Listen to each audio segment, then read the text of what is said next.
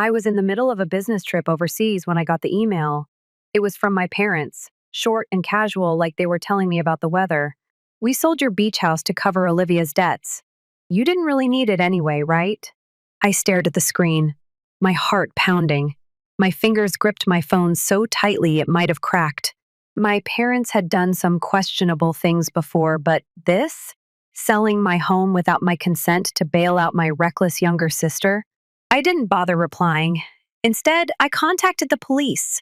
But what my parents didn't know was that they had made one critical mistake. The real estate agent called them while standing on the front porch of my beach house. And that's when their little scheme started falling apart. The phone buzzed in my hand. Dad. I took a deep breath and answered. You went ahead and did whatever you wanted, didn't you? My voice was ice. A heavy silence stretched between us. Then his familiar sigh. Madeline, he said, his voice carrying that same forced patience he always used when he thought I was overreacting. I thought you'd understand. Olivia was in trouble. If we didn't pay off her debt, who knows what could have happened? I let out a sharp, bitter laugh. Oh, so you just decided to steal from me instead? It's not stealing, Dad said, his voice tight. We're family. Family helps each other. Family. That damn word again. I had heard it all my life used as an excuse, a weapon, a leash. My name is Madeline Carter, and in my family, everything revolved around my younger sister, Olivia. She was 2 years younger than me, but you'd think she was royalty with the way my parents treated her. My first memory of favoritism was when I was 5. I had been dreaming of getting a bright red bicycle, and when I finally got it for my birthday, I thought I was the happiest kid alive. That lasted all of 3 days. Because Olivia decided she wanted it. And just like that, my parents handed it over. You're the big sister, Maddie. Let her have it. It never stopped. When I started school, the pencil case I loved, Olivia took it. When I wanted to take swimming lessons? No, Olivia had ballet, and there wasn't enough money for both. Every time I won something, whether it was a race, an award, or even just a compliment, my parents would brush it off. But if Olivia so much as sneezed, the world had to stop. By the time I was in high school, I had already given up trying to compete for their love. I got into my dream university. My parents barely reacted. I built a successful business from the ground up.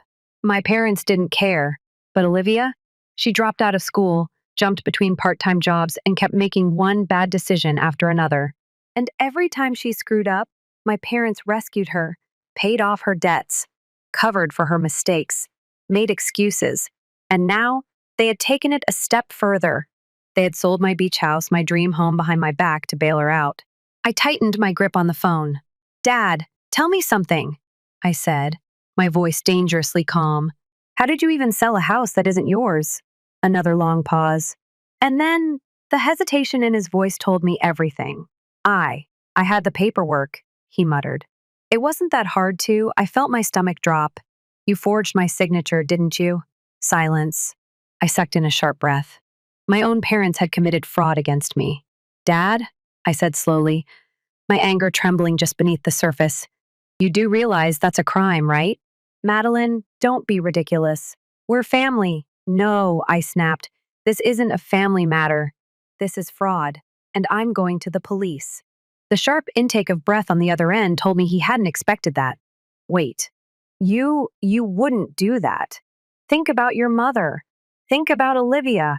If you report this, our lives will be ruined. I almost laughed at the irony. Their lives would be ruined? What about me? What about all the years I had been ignored, dismissed, and used? What about the fact that they had just stolen from me again without a second thought? I closed my eyes and took a deep breath. I was done. So done. You should have thought about that before you forged my name, I said. And then, for the first time in my life, I hung up on my father. The waves crashed against the shore below, the salty breeze whipping through my hair as I stood on the deck of my beach house. A place I had worked for, a place I had dreamed of, a place my parents had tried to steal. But this time, I wasn't going to let them win. The moment I hung up, my phone started buzzing again. Dad, then Mom, then, to no one's surprise, Olivia. I didn't answer. Instead, I called the police. It took everything in me to stay calm as I explained what had happened. The forged documents, the fraudulent sale, the blatant theft. The officer on the other end asked a few questions, took down my information, and assured me they would investigate. I should have felt relief, but all I felt was exhaustion. I slumped down on the deck chair, staring out at the ocean. My ocean, the one place that had ever felt like mine, and my parents had tried to rip it away. A few hours later, my phone buzzed again, but this time, it was a name that actually mattered. Ethan. The moment I answered, his steady voice filled my ear. Maddie, are you okay? Ethan, my boyfriend, my business partner, and the only person who had ever believed in me when no one else did. I just got off the phone with the real estate agent. He continued. The sale's been canceled. I let out a shaky breath, pressing my palm against my forehead. Thank God. He was just as shocked as we were. Apparently, when my friend who was the potential buyer asked about the sale, he had a weird feeling and called me first. A mix of relief and frustration boiled inside me. My parents had come this close to getting away with it, but they hadn't, because I wasn't the quiet, obedient daughter they had spent years trying to mold. I reported them, I admitted, my voice quieter now. There was a pause, then a soft exhale. Good, Ethan said. They crossed a line, Maddie. They crossed 100 lines, I muttered. I heard the sound of movement on his end. I'm coming over. You're busy. You're more important. His words made my throat tighten, but I didn't argue. I just whispered, okay, because right now, I needed him. By the time Ethan arrived, the sun was setting. He found me where I had been all afternoon, sitting on the deck, staring at the waves. Without a word, he sat beside me and pulled me into his arms. And just like that, I broke. The tears I had been holding back spilled over, hot and angry. I don't understand, I whispered. How could they do this? Ethan didn't try to give me some meaningless answer. He just held me, his fingers running through my hair. Because they never saw it as yours, he finally said. They've taken from you your whole life. They just assumed they could do it again. That was the worst part. They really thought I would let them. I sniffed, wiping my face. I keep wondering if I should feel guilty. They're my parents. But all I feel is betrayed, he offered. I nodded, and done. Ethan pulled back just enough to look at me. Then be done. It was that simple, wasn't it? I had spent years trying to prove my worth to them, waiting for them to love me the way they loved Olivia. But they never would. And I was done chasing after something I would never get. The next morning, the police officially launched their investigation. I wasn't surprised when Mom called again, her name flashing across my screen like a warning. This time, I answered. Madeline, how could you? She demanded, her voice thick with anger. You actually called the police on your own family? I leaned against the kitchen counter, forcing myself to stay calm. Yes, I said flatly. Because you committed fraud. We did it for Olivia, she snapped. As if that was supposed to justify everything. And I'm supposed to just let it slide? You barely even use that house. Meanwhile, your sister, I laughed, a hollow, bitter sound. There it is. The same excuse. Olivia needed it more than me, right? Just like she needed my bike when we were kids? My gifts? My opportunities? My mother went silent. I pressed on. You've been enabling her for years. And where has it gotten you? She's $200,000 in debt. And instead of letting her deal with her own mess, you tried to steal from me. And for what? So she can do it again? She's your sister. No, I said coldly. She's your responsibility, not mine. You're being so cruel, I scoffed. You know what's cruel? Selling your daughter's house behind her back, forging her signature, lying about it. For the first time, I heard real desperation in her voice. Madeline, please. If you don't drop this, your father and I, you and Dad did this to yourselves, I cut in. And now you'll have to deal with the consequences. I hung up before she could say another word. That afternoon, Olivia texted me. You ruined everything, Maddie. How could you do this to Mom and Dad? I stared at the message for a long moment before typing back. No, Olivia. They ruined everything by never holding you accountable. I'm done fixing your messes. Then I blocked her number. By the end of the week, the full weight of my parents' actions became clear. The police confirmed that my signature had been forged, and when confronted, my parents admitted everything. They had started planning this months ago, carefully forging documents, feeding lies to the real estate agent, convincing themselves that they weren't actually doing anything wrong because, in their minds, my things had never really belonged to me. And the worst part? They had even spread rumors in our old neighborhood. They told people that I was the one who had racked up debt, that Ethan and I were struggling financially, and that they were just helping us out by selling the house. My mother had stood in front of our old neighbors, shaming me for something she and Dad had done. I should have been shocked, but I wasn't. 2 weeks later, my parents were officially charged with attempted fraud. They wouldn't serve jail time, but the damage was done. My father was forced to resign from his job. My mother picked up 3 part-time shifts to make ends meet. And Olivia? She was already looking for her next get-rich-quick scheme. The cycle was continuing. But this time, I wasn't part of it.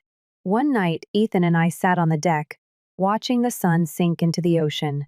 "This place deserves better memories," he said after a long silence. I turned to him. "What do you mean?" He smiled. "What if we turn this house into something good? A place for kids who never get these kinds of opportunities? Surf camps, charity events, something meaningful." A lump formed in my throat. A home that was built from love, not betrayal. I reached for his hand. "Let's do it." As the waves crashed below us, I realized something. I had lost my family, but I had gained my freedom. And for the first time in my life, that felt like a trade worth making. A week after my parents were charged, the calls stopped. The texts, the voicemails, the desperate attempts to manipulate me, it all just ceased. At first, the silence felt unnatural. Then, it felt like peace. Ethan and I kept moving forward. While my parents were busy dealing with the consequences of their actions, we focused on something that actually mattered, turning the beach house into something meaningful. But before we could do that, I needed one last conversation. I met Olivia at a cafe near her apartment. I wasn't sure if she would show, but there she was, sitting by the window, stirring her iced coffee like she had all the time in the world. She didn't even look up when I sat down. "So, what now?" she asked, her voice dripping with boredom. "You came to rub it in?" I ignored the bitterness in her tone. "I came because this is the last time we're going to talk." That got her attention. Her stirring stopped, her eyes narrowing. "What's that supposed to mean?" I leaned forward. "It means I'm done, Olivia. For good," she scoffed. "Oh, come on, Maddie. You're mad now, but you always come back." "Not this time," she rolled her eyes. "Whatever. You're just being dramatic." I took a deep breath. "You don't get it, do you? You and Mom and Dad, you've all used me for so long. You just assumed I'd always be there." "But I won't." Olivia leaned back in her chair, crossing her arms. "So what? You're just cutting us off?" That's so messed up. What's messed up is the fact that you never took responsibility for your life, I shot back. You've spent years making bad decisions and expecting someone else to clean them up. And guess what? I'm not your safety net. She scoffed again, but this time, there was something else behind it. Panic. Because she knew I was serious, I stood up. "I really hope you figure things out, Olivia. But if you don't, it's not my problem anymore." For the first time, she looked genuinely afraid. "Maddie, wait." But I was already walking away. I didn't need to hear her excuses. For the first time in my life, Olivia wasn't my responsibility. By the time I got back to the beach house, Ethan had already started working on renovations. "You okay?" he asked, setting down his toolbox. I nodded. "Yeah, I just needed to say goodbye." He studied me for a moment, then pulled me into a hug. "You did the right thing." I exhaled against his chest. "Then why does it still hurt?" "Because you're a good person," he murmured, "even when they didn't deserve it." I closed my eyes and let the weight of it all settle. The betrayal, the loss, the freedom. It wasn't easy, but it was necessary. And now, I was ready to move on. The next few months were a whirlwind. Ethan and I threw ourselves into our vision for the beach house. We partnered with local charities, set up events, and turned the space into something that actually mattered. At first, it felt strange remodeling a place that had once been nothing but a personal retreat.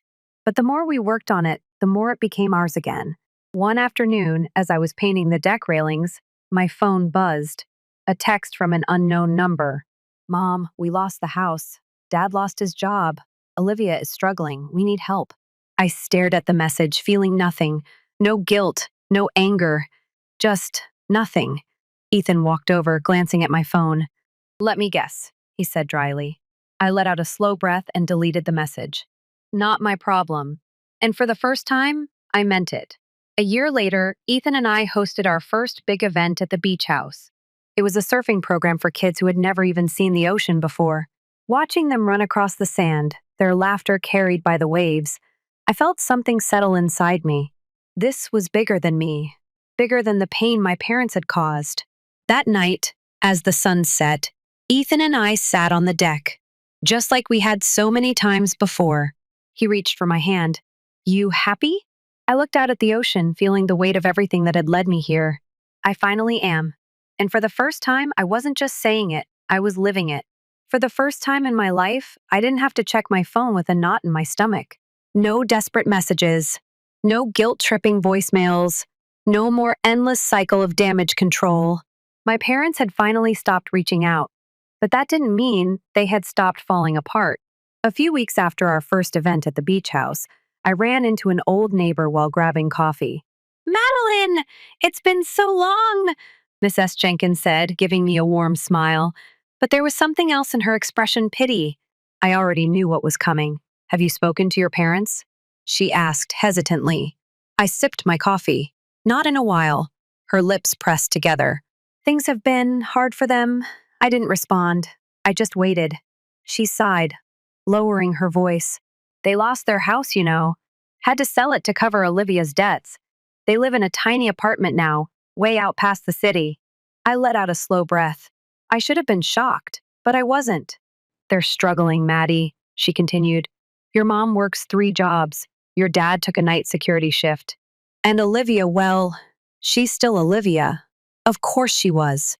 I heard she's trying to start some businesses now," she went on, rolling her eyes. "One of those guaranteed successes scams. She keeps asking people for money. Your parents don't have any left, but she still demands they support her." I shook my head. "Some things never changed." Miss S. Jenkins hesitated. "I don't mean to pry, but have you thought about helping them?" I met her gaze. "No." She blinked, as if she hadn't expected that answer. I leaned forward. "They made their choices, Miss S. Jenkins, over and over. And now, they're dealing with the consequences." Her face softened. "I understand. I hate seeing families fall apart like this. So did I. But this wasn't my fault. It was theirs." That night, Ethan and I had dinner on the deck, the sound of the waves filling the silence between us. I told him about my conversation with Miss S. Jenkins. She asked if I was going to help them. Ethan set down his fork. "And?" I met his eyes. I told her no. A slow smile spread across his face. "Proud of you." I let out a breath I didn't realize I was holding. It still felt surreal, choosing myself over them. But every time I did, it got a little easier. And every time I did, I felt lighter. A month passed. Then another. One evening, just as the sky turned orange with the sunset, I got a text. "Olivia, I need money. Call me." I stared at the message, my pulse steady. A year ago, I would have felt obligated to respond. Now, I blocked her number, let her figure it out. The last time I heard about my parents, it was through another former neighbor. Apparently, my father's health had declined. The stress of working nonstop had finally caught up to him, and he collapsed during a shift. My mother, still juggling multiple jobs, was exhausted, and Olivia, still making the same mistakes, still blaming everyone else.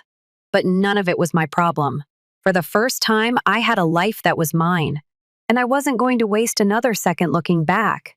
It had been over 6 months since I last spoke to my parents. 6 months of peace. I didn't wake up to guilt-tripping voicemails. I didn't have to brace myself for the next crisis Olivia had caused. For the first time, my life wasn't about fixing someone else's mistakes. It was about me. One evening, Ethan and I were setting up for another event at the beach house when my phone buzzed. A number I didn't recognize. I hesitated for a moment before answering. "Hello?" A voice I hadn't heard in months filled my ear. "Madeline." "Mom." I sighed, pinching the bridge of my nose. "What do you want?" She exhaled sharply. "You don't have to be so cold." I said nothing. She took that as permission to keep talking.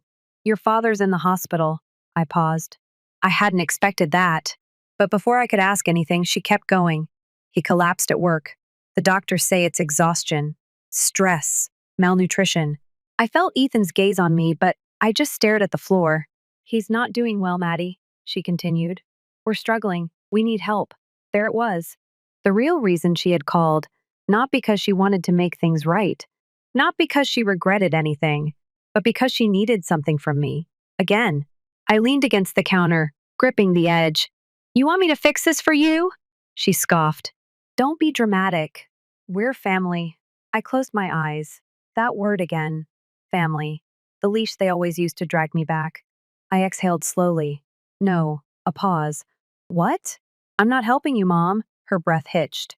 Madeline, please. No, I repeated, firmer this time. I gave you every chance in the world to do right by me. You made your choice. And now I'm making mine. Silence. Then her voice turned sharp. So that's it? You're just going to let us suffer? I laughed bitterly. Oh, you mean the way you let me suffer for years? The way you watched Olivia destroy herself and kept making excuses? She said nothing. I pressed on. You stole from me. You betrayed me. And now that your lives are falling apart, you expect me to swoop in and fix it? Another silence. Then she snapped. You are so selfish, Madeline. I nearly laughed. Selfish. That was rich, coming from the woman who had sacrificed everything, including me, for Olivia. I shook my head. No, Mom. I just finally learned how to put myself first. You should try it sometime. Then, for the last time, I hung up on her. And this time, I knew I wasn't going back. The next day, I blocked her number. I blocked my father's. And even though Olivia hadn't tried reaching out again, I blocked her too. Whatever happened to them now wasn't my concern. They had spent their entire lives making choices. And now, they had to live with them. A week later, Ethan and I sat on the beach, watching the waves roll in. He laced his fingers through mine. How do you feel? I thought about it for a moment. Lighter, freer, like I could finally breathe. I feel done, I admitted. And for the first time, that feels good. He smiled. Good. Because you deserve that. And for the first time in my life, I believed him. Months passed. Seasons changed. And for the first time in my life, I didn't look back. My parents stopped trying to contact me. Olivia disappeared into whatever scheme she had fallen for this time. And me? I lived. The beach house had become something more than I ever imagined. What once was just a symbol of my success, a quiet retreat away from my family's chaos, was now a place full of life. Ethan and I expanded our charity work, turning the house into a space for kids who had never experienced the ocean before. We held surf camps, community events, and even set up mentorship programs. It wasn't just about giving them a good time. It was about showing them something I had never been given as a child, a choice. A chance to believe in themselves, to know they mattered, to not feel invisible. Because I knew exactly what it felt like to be the person no one prioritized. And I refused to let these kids feel that way too. One afternoon, as I was cleaning up after an event, Ethan walked in, holding his phone. You're never gonna believe this, he said, shaking his head. I raised an eyebrow. What? He turned the screen toward me. It was an email. From Olivia. I didn't even read it before sighing. Let me guess. She's out of money? Ethan nodded. She's begging for another investment. Claims this one is guaranteed. Of course she was. I took the phone, scrolling through the message. It was the same as always. Excuses, blame, manipulation. She even threw in a classic line. We're family, don't you care? I stared at the words for a moment. Then, without hesitation, I deleted the email. Ethan smirked. That was fast. I shrugged. I meant it when I said I was done, and I had never meant anything more in my life. A year passed. A whole year without my parents. Without Olivia. A year of peace. I didn't regret cutting them off. Not once. But sometimes I wondered if they had changed. If they had finally learned. Then, one night, I got my answer. Ethan and I were walking back from dinner when my phone buzzed. A private number. I hesitated, then answered. Hello? A familiar voice came through, slurred and bitter. Olivia. Wow, she muttered. You actually picked up. I immediately regretted it. What do you want, Olivia? She scoffed. Oh, I don't know. Maybe to remind you that you ruined our family. I clenched my jaw. Of course. She hadn't changed. She hadn't learned. She was still the same person, blaming everyone but herself. I didn't ruin anything, I said evenly. I just stopped cleaning up your mess. She let out a cold laugh. Oh, please. You think you're better than us now? I sighed, already done with this conversation. I think I finally realized my worth. Silence. Then, she muttered, you think you won, don't you? I didn't respond right away. Because this wasn't about winning. It never had been. It was about choosing myself for the first time in my life. I took a deep breath, then said the last words I would ever say to Olivia. I didn't win, Olivia. I just stopped losing. Then, I hung up, blocked the number, and let her go for good. The next morning, I woke up to the sound of waves crashing against the shore. Ethan was already outside, sipping his coffee as he watched the sunrise. I joined him, wrapping my arms around myself as I took in the view. The ocean stretched out before us, endless and free, like me. Ethan turned to me with a small smile. No regrets? I smiled back. Not one. He reached for my hand, squeezing gently. Then let's keep moving forward. And that's exactly what we did. Because my past didn't define me. I did. And I was finally ready to live the life I deserved. Story 2. My sister Helen had different ideas for my wedding day, which was intended to be one of the most joyous days of my life. Helen smiled casually as if she didn't mind when I first notified my family about my wedding date. She said, yeah, you're having a tiny basic wedding anyhow, right? Therefore, if our nuptials fall on the same day, that's okay. At first, I thought I had misheard her, but no, she had purposefully booked her wedding for the exact same day as mine. She was aware that all of our family members and friends would attend her ceremony rather than mine. Even though my heart sunk, I remained silent. I should have known better than to expect anything different from her. After 3 months, the big day eventually came. I was nervous, but excited. I made an effort to keep Helen out of my mind as I stood in my bridal gown, with a few close friends. I couldn't get rid of the tense sensation in my chest, though. The reception was barely getting started when I turned around and saw her, Helen wearing her wedding gown. Unable to comprehend what I was seeing, I blinked. What's going on, Helen? You're here, but why? How did your wedding turn out? She tossed her immaculately combed hair over her shoulder with a sly smile. Oh, I became interested. It seemed like a lot of fun during your reception, so I went to check it out for myself. I made an effort to grin while clenching my hands. I would not allow her to spoil my day. Allow me to take you back to the beginning. Patricia is my name.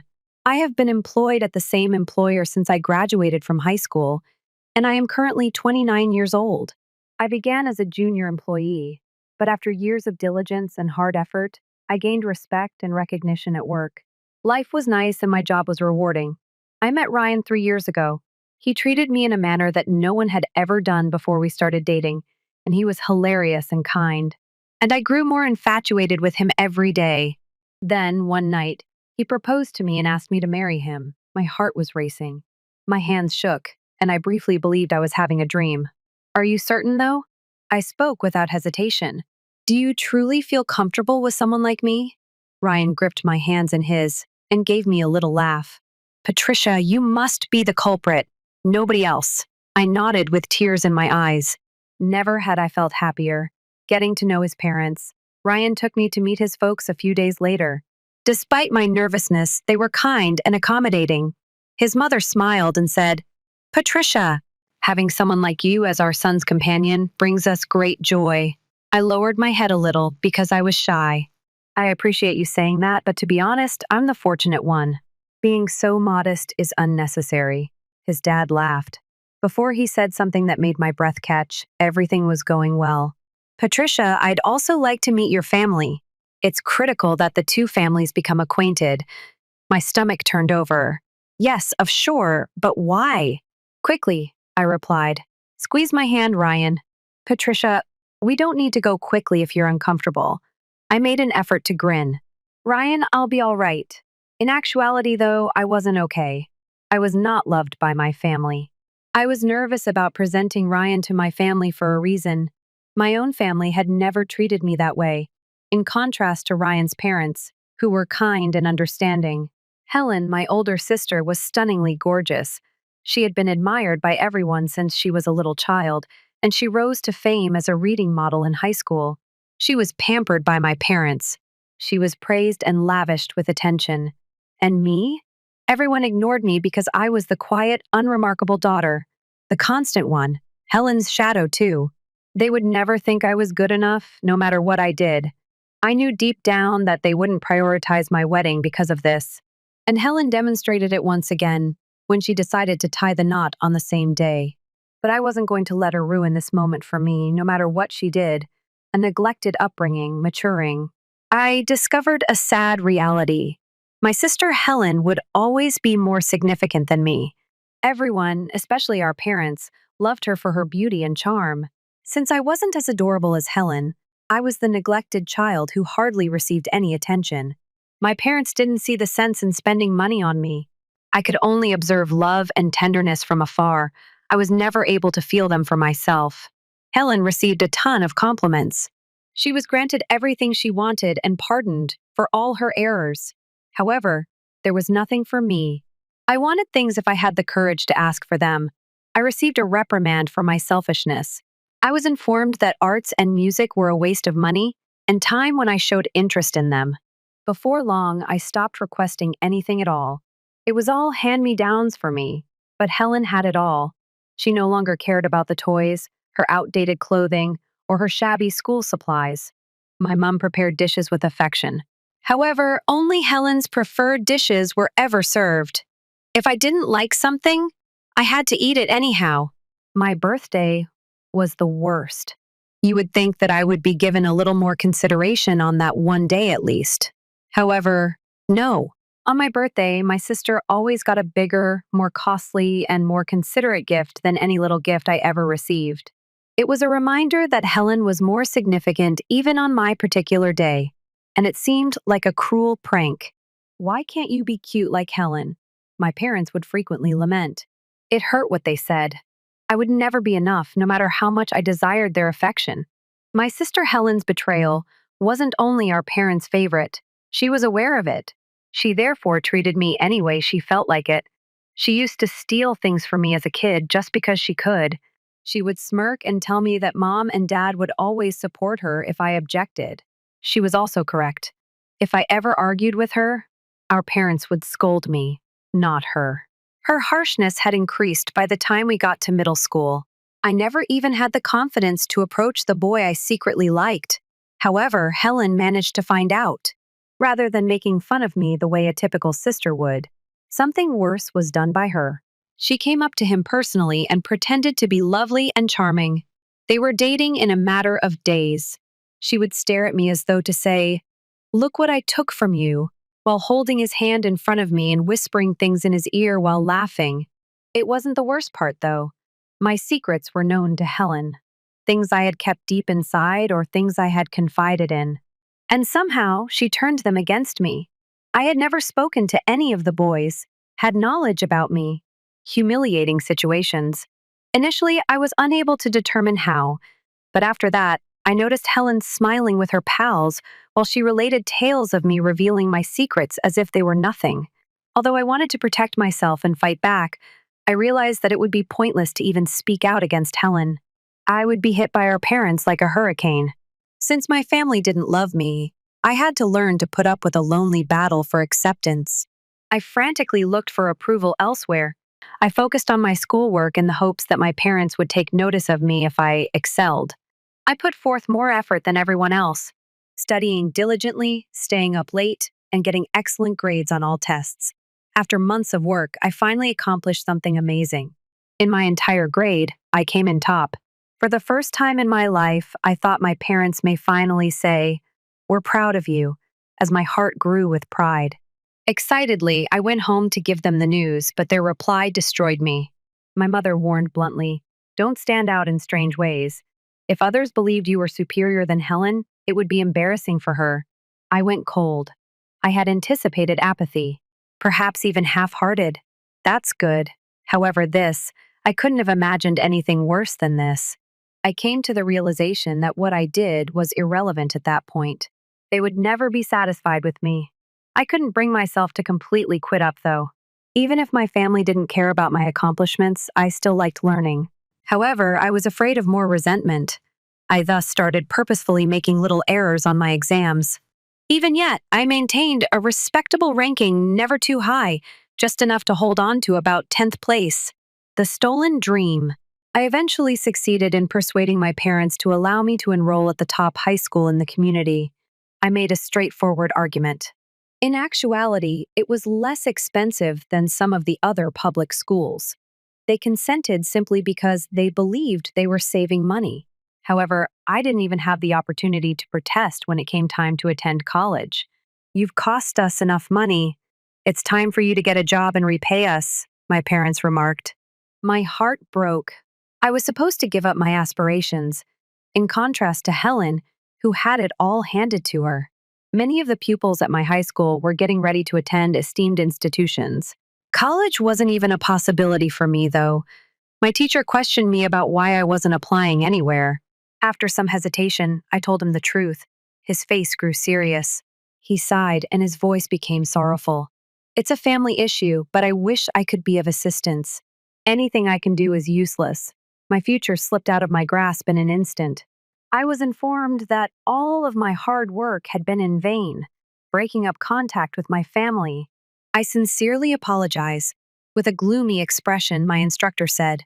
They couldn't change my condition, but simply hearing those words made me feel a bit better. Someone cared, at least. However, my instructor didn't end there. They assisted me in locating employment and even set up an interview for me with the organization where I currently work. I couldn't express how grateful I was. I hoped for at least a tiny expression of delight from my parents when I informed them I had landed a job.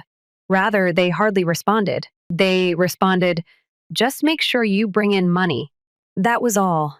No congrats, no support. Another reminder that I was only of value to them if I could provide anything. I was disappointed. But I made a choice rather than allowing their aloofness to depress me. As soon as I could, I would become self-sufficient. I lived frugally and saved every dime. And I eventually moved out on my own after a few years. I avoided contact with my family after I left. It seemed weird at first, but as time went on, I came to the realization that I was happier without them continually pulling me down and bringing me back into contact with my family. I was nervous about presenting both families now that I was engaged. After years of scarcely communicating to my parents and sister, I wasn't sure how they would respond. "Don't worry," Ryan informed me. "Just a little conversation. Patricia, I don't want you to feel under pressure. Kind comments are heard. Perhaps it's time to visit them again," I thought. I returned home to inform my family about my engagement for the first time in years. When I delivered them the news, my mother scarcely glanced up. "What the heck?" she whispered. I inhaled deeply and gave it another go. "All of you are welcome to meet Ryan's family," Mom moaned. What a nuisance that sounds. We're not free. No family gathering is required. Even though I anticipated this response, it still stung. Knowing that the only approach that ever worked with them was my only option, I sighed. "Well," I answered nonchalantly, "I was thinking of taking everyone to lunch at that posh restaurant in town." At that moment, Helen, who had been lazily lying on the sofa, suddenly sat up. "Hold on, what? The cuisine there is fantastic. I'm going with asterisk." My parents' attitude instantly altered after hearing this. "Oh, if Helen wants to go, then we'll go too." Just like that, they consented to go to the family gathering. It was for the pricey meal, not because they were interested in me. The family gathering. Finally, the day of the family get-together came. My family hardly acknowledged them, but Ryan's parents gave me a courteous greeting. They gave a small nod, but it was obvious they had other thoughts. The food. Ryan and his parents, however, continued to act appropriately and responsibly. The discomfort was becoming worse. I was worried, fearing my family would shame me as soon as the meal arrived. My parents and Helen absolutely ignored anything else. "Wow, this looks fantastic," my father exclaimed, eye gleaming. "It has a wonderful scent," my mom also said. Helen, too, was too preoccupied with her meal to notice Ryan's family. They did not attempt to engage in genuine conversation, but everything changed when Ryan's parents brought up Helen. They began talking nonstop, and their eyes glowed. "We are so proud of Helen," my mother exclaimed. She was such a gorgeous youngster. Everyone adored her. Helen feigned embarrassment. "Oh, quit talking about the past," she replied, laughing. She clearly enjoyed the attention, though. Helen and my parents got up quickly after the meal. "Okay, we're heading out," Mom said without a second thought. Then they hurried off, as though they had come only to get the free food. I sat there feeling angry and embarrassed. Ryan was astounded, as were his parents. His mother was the first to speak. "It's worse than I thought," she remarked quietly. I let out a sigh. "I sincerely apologize. I am aware of how awful things were." Ryan grabbed my hand. "It's not your fault, Patricia. I do admire you, in fact. Despite everything, you've developed into a fantastic person." His mother gave him a kind grin. "You can consider us your biological parents from now on, Patricia." I had never experienced such warmth in my heart as I did when I heard those words. I became aware that I at last had a true family for the first time in my life. Despite my near crying, we continued to get ready for our wedding. But I was concerned that if we had a large wedding, my relatives may cause trouble. I therefore suggested a small wedding with just close family after speaking with my in-laws. My in-laws immediately agreed after meeting my family at the introduction event. Then, out of nowhere, I got a call from Helen. I was a little uncomfortable because it was her first time calling. "Hi there. What is going on?" I inquired. "I've also made the decision to be married." "Well, congrats. I intend to present my fiancé next Friday, visit our parents' place." Helen hung up before I could respond. That day, my fiancé and I had previously scheduled a date. He claimed it was all right when I informed him. "After the meeting, we can go." I made the hasty decision to meet them and head out. I didn't like Helen's fiancé at all when I first met him at my parents' place. Wow. Helen was correct. "You're just a high school graduate and you're really plain," he added. I was surprised. It was our first encounter, but that's how he spoke to me. I had worked for a renowned business after graduating from a renowned university. But he denigrated me just because I didn't come from a wealthy family like his. "He has nothing to do with a worthless, everyday individual like you." I could no longer bear to be there, he continued. I said, "I'm going now," and gathered my belongings. Helen quickly called out, "Hold on, we have more to say." "What else?" I inquired. "Our nuptials ended on the same day," she replied with a sly smile. "What?" "It doesn't matter though, because your wedding is little, right? You mentioned that it would only be for immediate family." "Hold on a second. It's accurate. However, what about our parents and other family members? They will all be at my wedding." She smiled as she spoke. "Your family won't be there at your melancholy little wedding." My wedding and Helen's were scheduled on the same day, on purpose. Just make fun of me. My parents had agreed with her that she was very terrible. I'd had enough. I made the decision to sever all relations with my family at that point. Ryan was taken aback when I told him about it. Then an idea came to him. "Why not invite a large number of people if your family is unable to attend? The wedding is still 3 months away. Even if the date is altered, your folks aren't coming. Helen's only goal is to minimize you, keep her from winning." He said that his statements made logic, and I became resolved to leave my poisonous family behind. Abruptly, I recalled something about Ryan's dad. "Wasn't your father, by the way?" After 3 months, the day of our wedding finally came. Our friends, coworkers, and Ryan's family were among the many attendees. We informed everyone at the beginning of the wedding that my family would not be there. Because of their generosity, everyone encouraged us and advised me not to allow my parents or sister get me down. The mood during the wedding was friendly and joyful. After the wedding, the celebration began and the host was full of excitement since so many people had arrived. It was a fantastic event, with our friends performing and a professional musician joining in through some connections. Then I caught a glimpse of my parents, Helen and her spouse, entering. I quickly went toward them. As they observed the vibrant welcome, they were astonished. They moved in my direction as well as they noticed me approaching. "What is this?" Helen inquired, perplexed. "How did your wedding turn out? Did you wonder? Because we're having so much fun at our reception?" I said with a slight smirk. Helen's cheeks grew crimson with fury. "What are you saying? You were meant to have a quiet ceremony with only family, right? In actuality, Helen had selected the same location as us because it was a highly sought after and costly wedding venue. Most likely to make fun of me. Why is your reception packed with people? Glancing around, she inquired. I stated that our friends, coworkers, and employees of my father in law's firm were present. Helen's fiance went pale all of a sudden. Hold on. What? Employees of the groom's father's business. Then, in disbelief, he looked about. No. Why are all of the individuals from the firm that I invited present? Stunned, Helen and her husband stood there. Since they were really employed by my father in law's business, the corporate employees who were initially scheduled to attend Helen's wedding instead decided to attend ours. You mean the staff of your father in law? Incredulous, Helen's fiance inquired. Yes, I said. He just got here. At that moment, Helen's fiance, his face went cold. The head of state? He's here, but why? Well, my father in law replied, moving forward. Although some parents here appear to believe otherwise, it would be odd if a father did not attend his son's wedding. He cast a glance to my parents, who were ashamed. I heard you purposefully scheduled your wedding on the same day as my son's, he added, turning to Helen's fiance. What motivated you?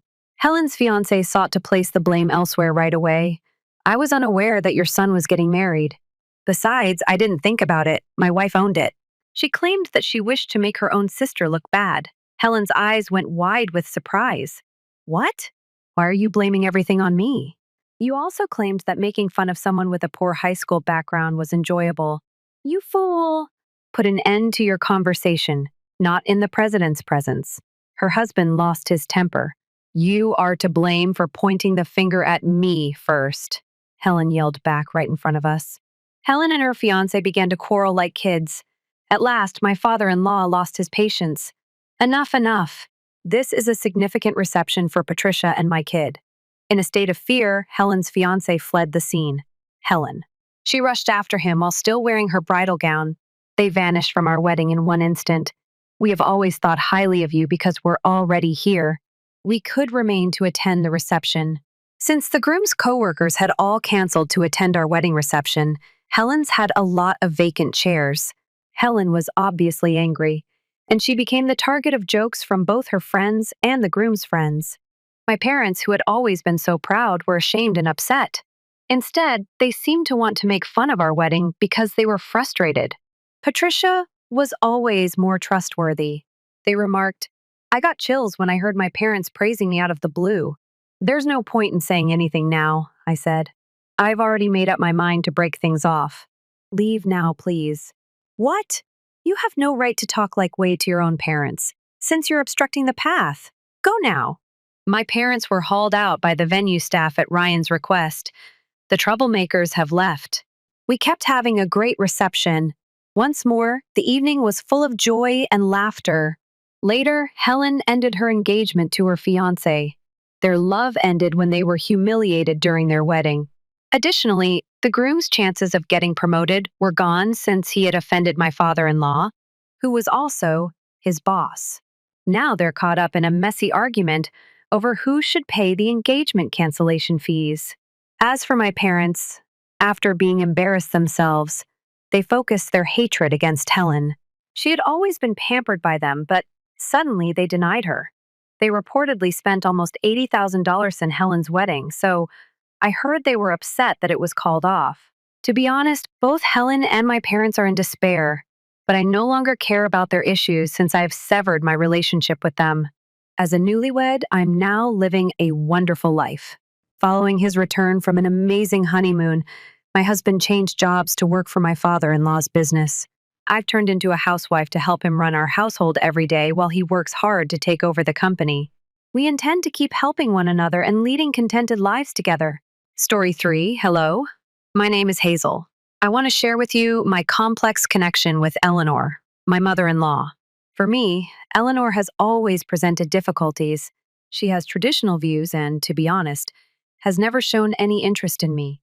In order to prevent her from meddling in our affairs too frequently, my husband Michael and I lived far away from her for a while.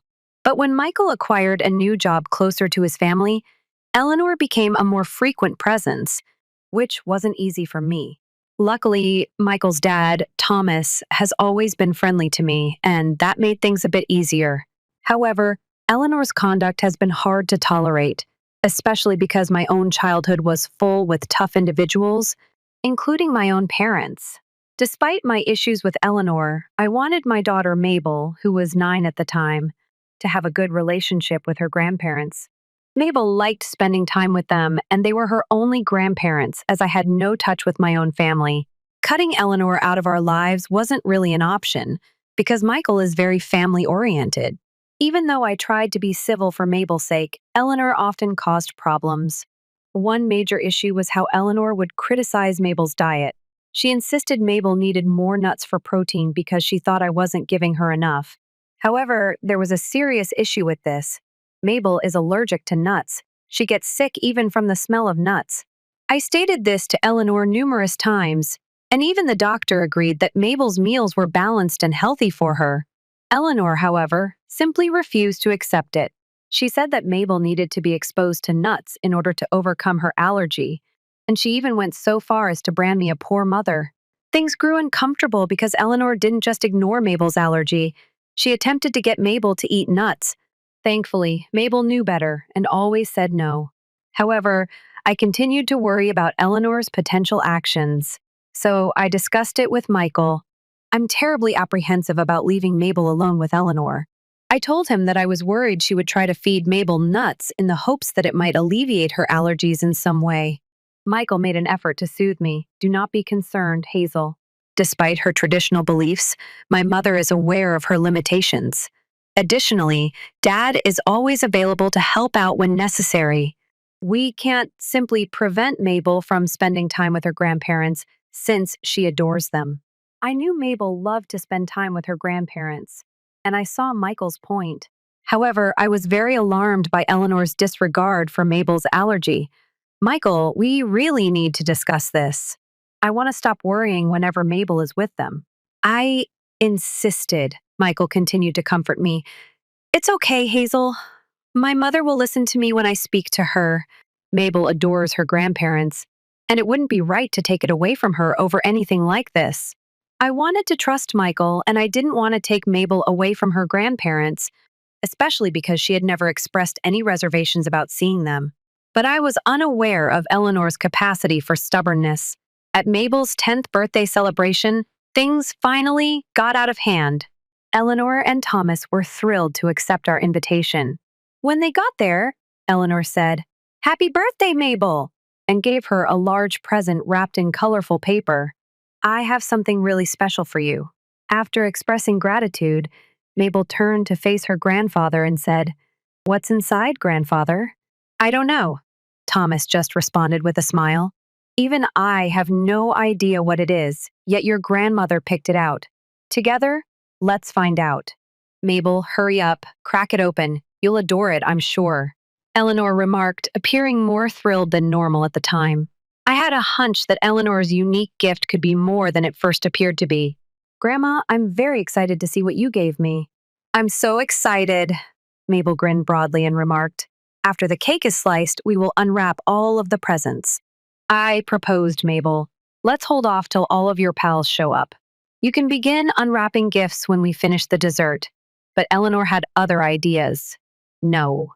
My present must be opened by Mabel before the cake is served." She requested that I come early to give her the special gift because of this. Mabel appeared truly delighted by her grandma's large, weighty present, but I was uneasy. I thus made the decision to comply. I wasn't going to say no if this made Mabel happy on her birthday. What I didn't realize was that Eleanor's unique present would transform the whole celebration into a nightmare. At last, it was time to unwrap the gifts. Mabel excitedly opened her grandmother's present. She discovered a large, exquisite cake bearing her name inside. She was ecstatic for a little period before fainting in our presence. As Michael and I hurried to, panic swept through me. Mabel sighed, breathing shallowly and her face going pale.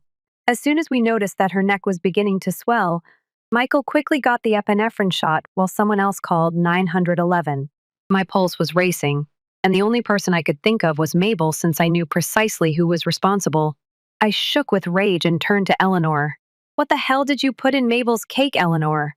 I insisted. Tell me about its contents. My voice trembled with dread and wrath. Eleanor shrugged as if she were innocent. Hazel, I didn't do anything.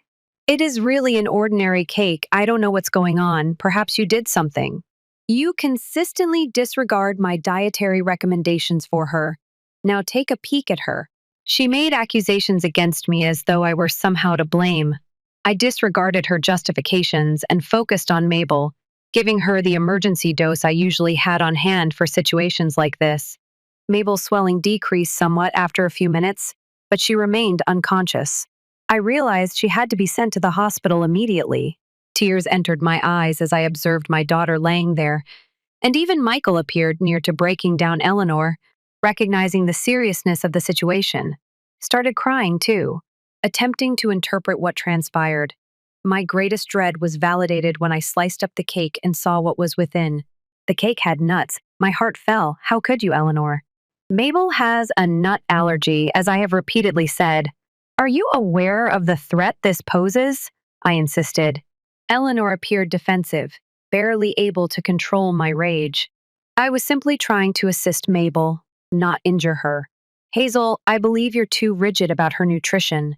I believed that introducing nuts to her gradually could help her get over her sensitivity. She quarreled. My fury erupted at that moment. Eleanor, are you insane? This may have killed our daughter. Who granted you the authority to decide these matters? I'm her granny. I have the right to take care of her, Eleanor retaliated. You're going overboard. Hazel, all you're doing is trying to harm my reputation. The paramedics promptly attended to Mabel before transporting her to the hospital as the ambulance arrived at that same moment. We kept a tight watch, overwhelmed with anxiety and terror. The doctors told us when we arrived that Mabel would require some time to regain consciousness and would need to be under monitoring for a few days. The truth of what may have occurred struck me hard at that very moment.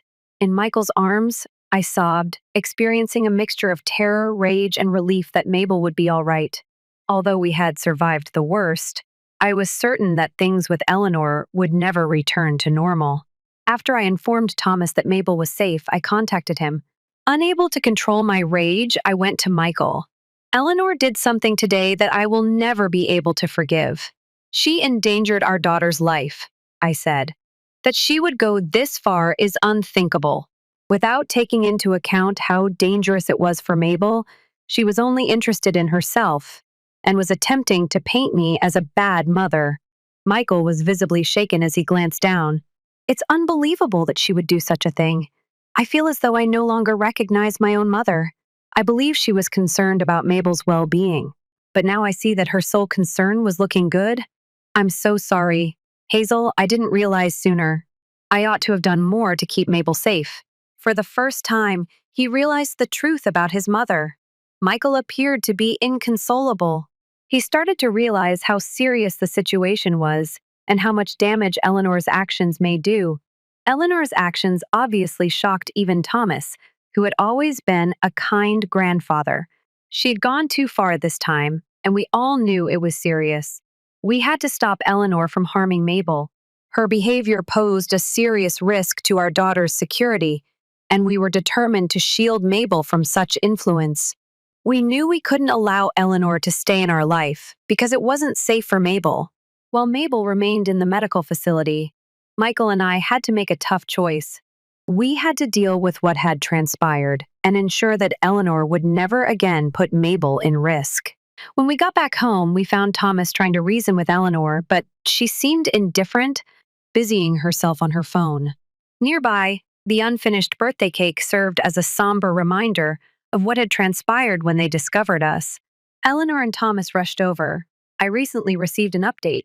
Mabel is in good hands and will be better soon, I added. Despite her continued unconsciousness, the physicians remain optimistic.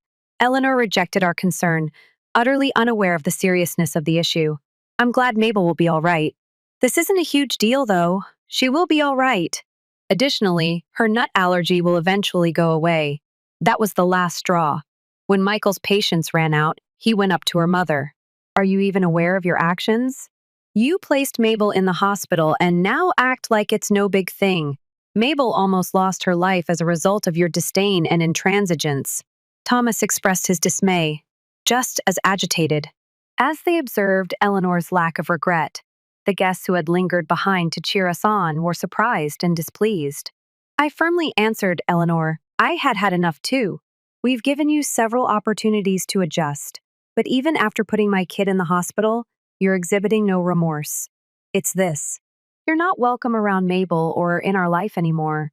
This house is off limits to you. Eleanor gave me a fierce look. I cannot be told where to go by you. If I disagreed with Michael about how to raise my granddaughter, he would never interrupt me. But Michael maintained his ground. No, Mom, he stated firmly. You are no longer welcome here. Dad is welcome to come at any moment. Not you, though. The only grandparent who is concerned about Mabel's safety is him. You took her to the hospital and pretended that it was the proper course of action. Someone that irresponsible cannot be near my daughter, Eleanor gasped. Never anticipating Michael to turn against her, she had always relied on him to support her. As the visitors watched in contempt, and Thomas felt severely let down, she realized she was acting alone. Michael and I felt we had done the proper thing for Mabel's protection immediately away. Even though it hurt, we had finally decided to defend our family in a last desperate move. Eleanor yelled at us and accused me of inciting the opposition. Hazel, it's all your fault. They hated me because of you. For this, I will never forgive you. You should be asking for my pardon, she shouted, her voice filled with fury.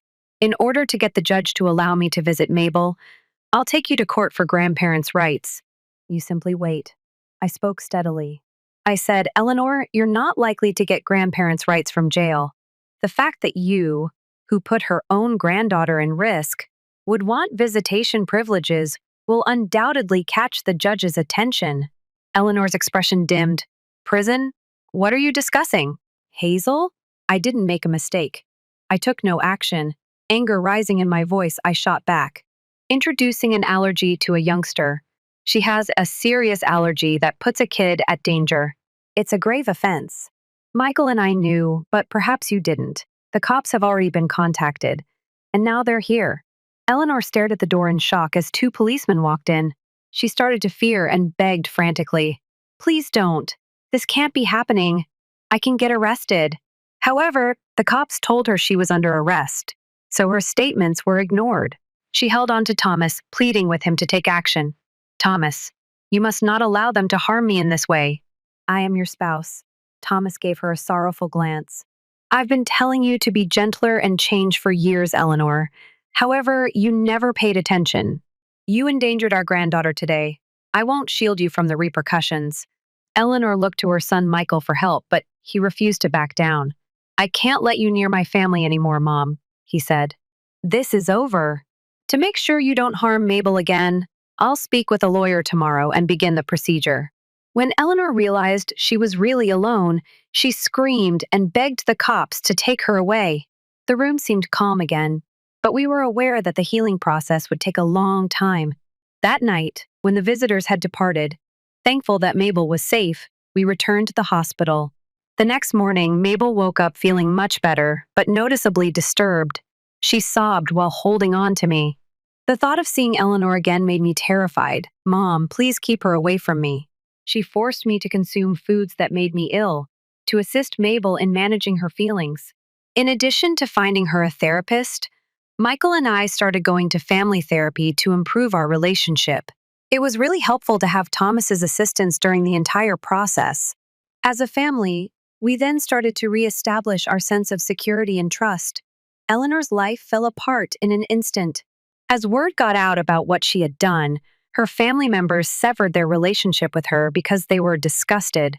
Shocked and upset, her pals stopped talking to her. Abandoned with no one to seek help from, she was in dire need of assistance, but she was unable to locate anyone who would stand by her side. The next day, Thomas delivered the divorce papers to her while she was still incarcerated, further contributing to her demise.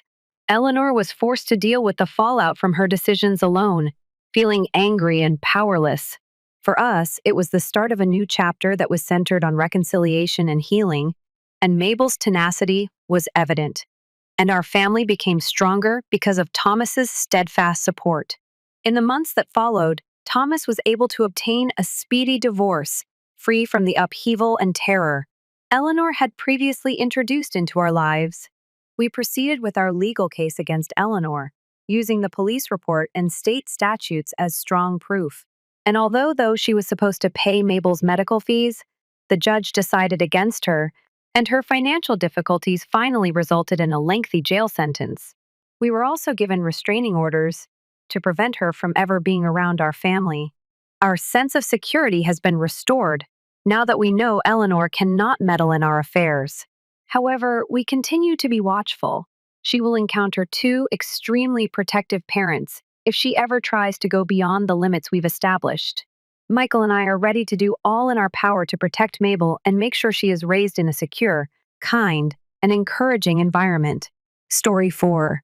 It was difficult to grow up as Charlotte Kensington's daughter. Every move I took and every breath I took was meticulously tracked and evaluated. Before I could even walk, my father, Jonathan Kensington, CEO of Kensington Global, had a life plan for me. Oh, Olivia. As he adjusted his immaculately fitted Armani suit, he would say, "Second best is never acceptable to a Kensington." Our Hamptons villa served as a representation of that idea. 30,000 square feet of carefully planned grandeur, with money and power radiating from every space. However, it felt less like a home to me and more like a gilded cage. I had perfected my father's design by the time I was 25. Preston Lockwood, the third heir to Lockwood Enterprises, and my father's hand-picked future son-in-law, is engaged to Stanford Business School graduate and senior executive at Kensington Global. There was only one minor issue. I had fallen deeply and irrevocably in love with someone else. When my Rolls-Royce Phantom broke down on a wet Monday morning, I met Ryan Carter. En route to work, he was the mechanic who saved my life. He showed up in a broken-up tow truck, wearing a t-shirt smeared with grease, and his grin made my heart skip a beat. Wiping his hands on his faded pants, he remarked, "Looks like your timing belt shot. It will take a few hours, but I can solve it." I decided to wait at his tiny garage rather than phoning my driver because of his sincere brown eyes and the way he spoke to me rather than at me. My life was irrevocably altered by that choice. Ryan wasn't your average technician, I discovered over cups of awful coffee from the vending machine. He had earned offers from Fortune 500 organizations, finished first in his class, and worked his way through MIT. However, he rejected them all. He said to me, his eyes sparkling, "Life is too short to spend it doing something just because it looks good on paper." Those words struck me like a lightning strike. For the first time in my life, someone had articulated precisely how I felt. Coffee led to supper, then to moments of escape from my oppressive reality whenever I could.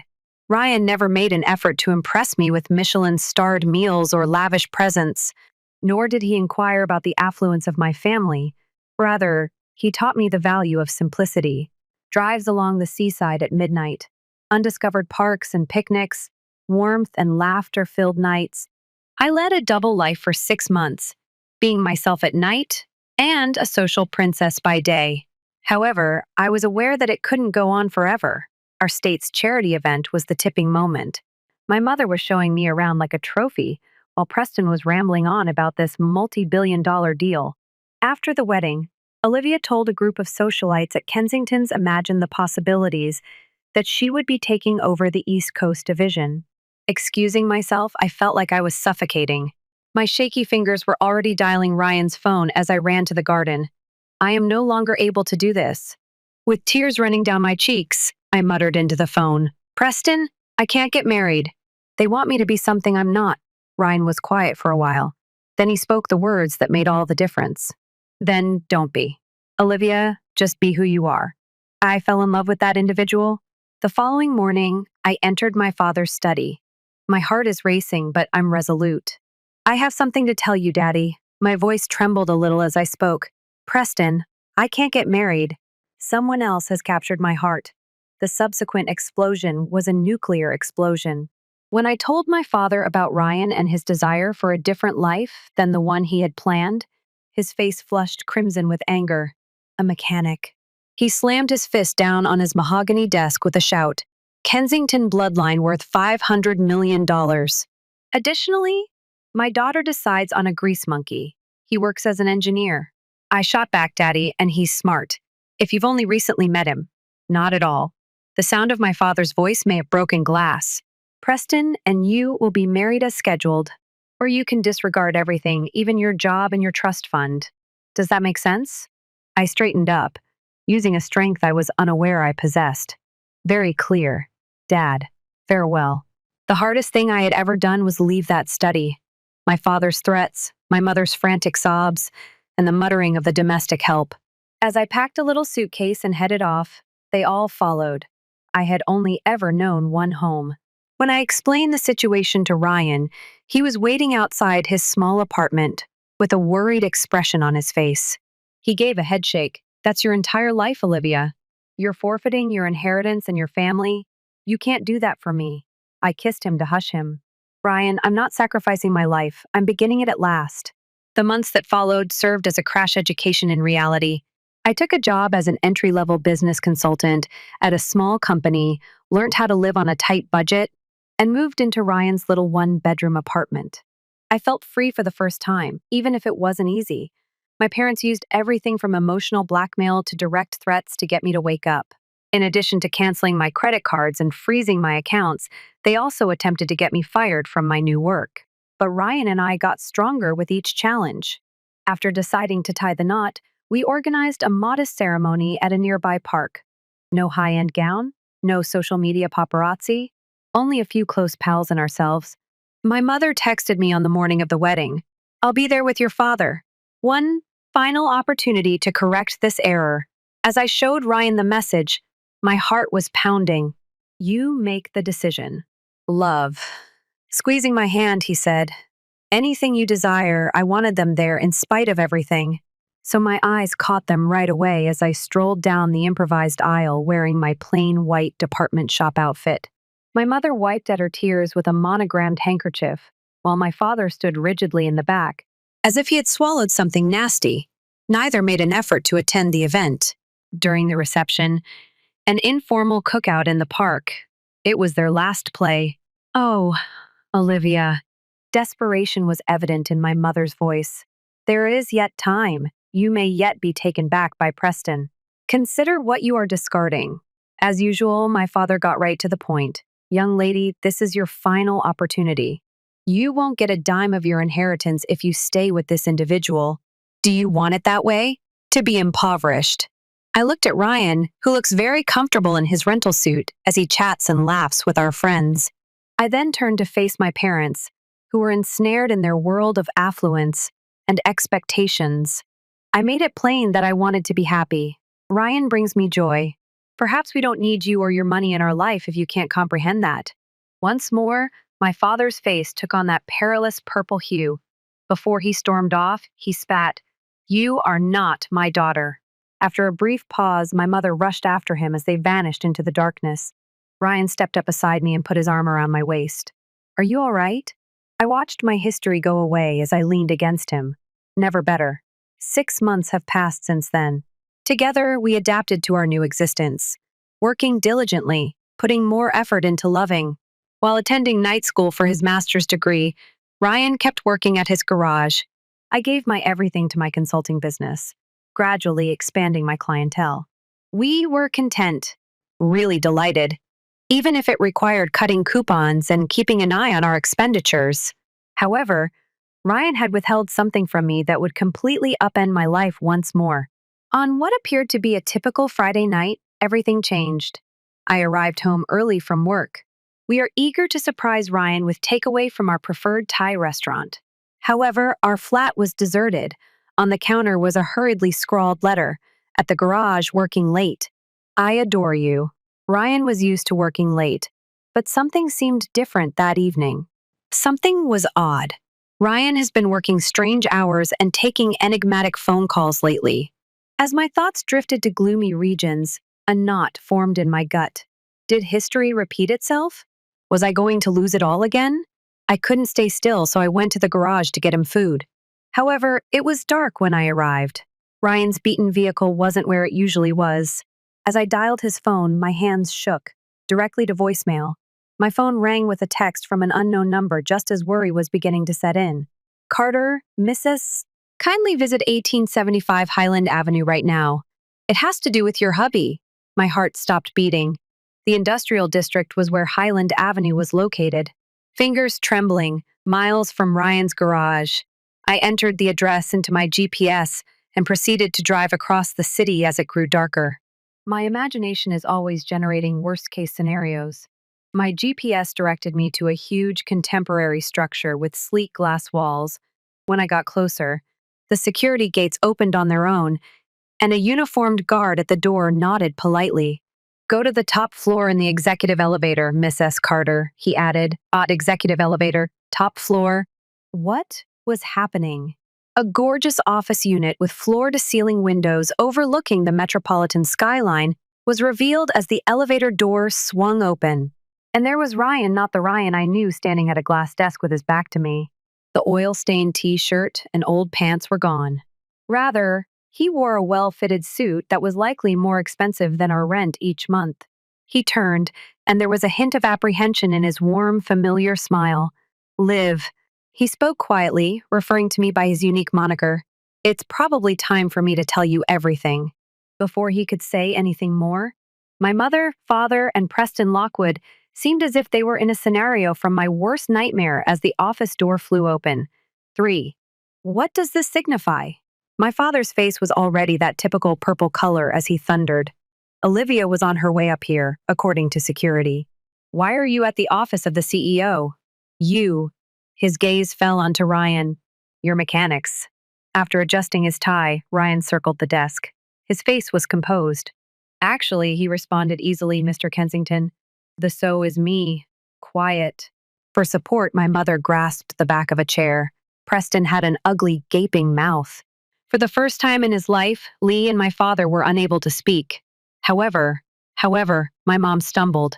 You work as a mechanic. Ryan took my hand and grinned. A chain of vehicle repair shops is owned by me. Indeed. It was my first company, began with a loan from my lecturer in college. However, my primary concentration is Mitchell Innovations. We are a tech business that specializes in batteries for electric vehicles. That was the purpose of those late evenings spent in the garage.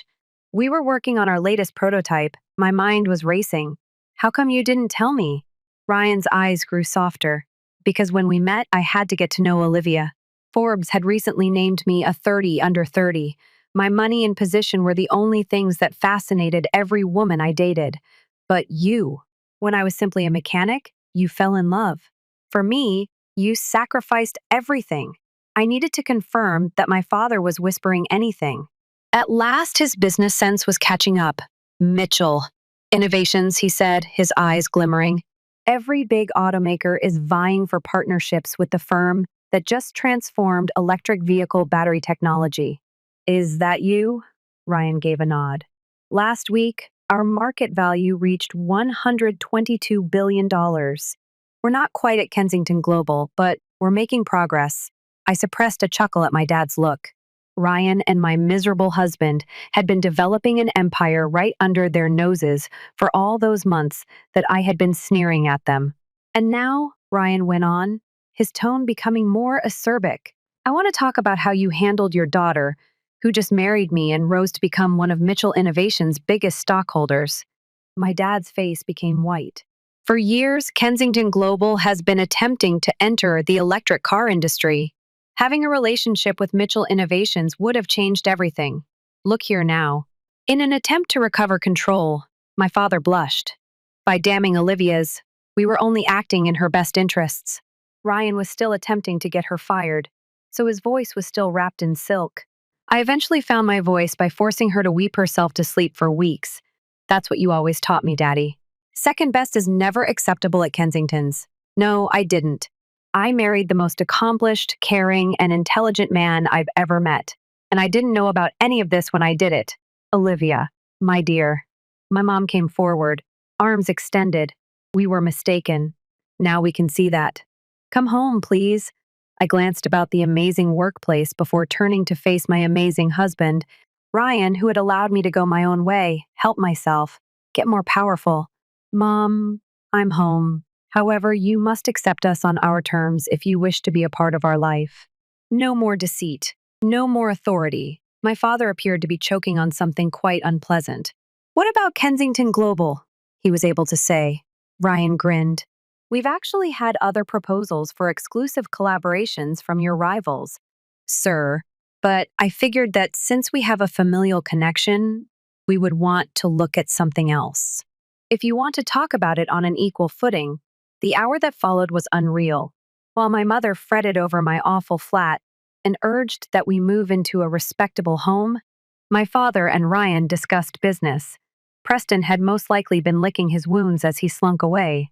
I eventually addressed Ryan the question that had been on my mind later that evening when we were back in our tiny apartment. Why continue to labor in the garage? When you have billions, why live this way? Ryan drew me in. I brushed a lock of hair away from my face. I stay anchored in the garage. It brings back memories of my beginnings, as well as this flat. The happiest months of my life have been spent with you. It was ours. Without trust money or silver spoons. My eyes filled with tears. You cunning millionaire, I adore you, he chuckled. I also adore you, my fugitive heiress. After that night, life altered, but not in the manner one might anticipate. We did relocate, but it was to a modest home that we jointly selected. As the CEO of Mitchell Innovations Philanthropic Foundation, I joined the company to use our resources to support young entrepreneurs in pursuing their goals. Ryan continued to educate impoverished kids' mechanical skills in his initial shop. My folks are making an effort. Although Mom continues to make overt references to the necessity for trust monies for grandkids, Dad has surprisingly grown to admire Ryan.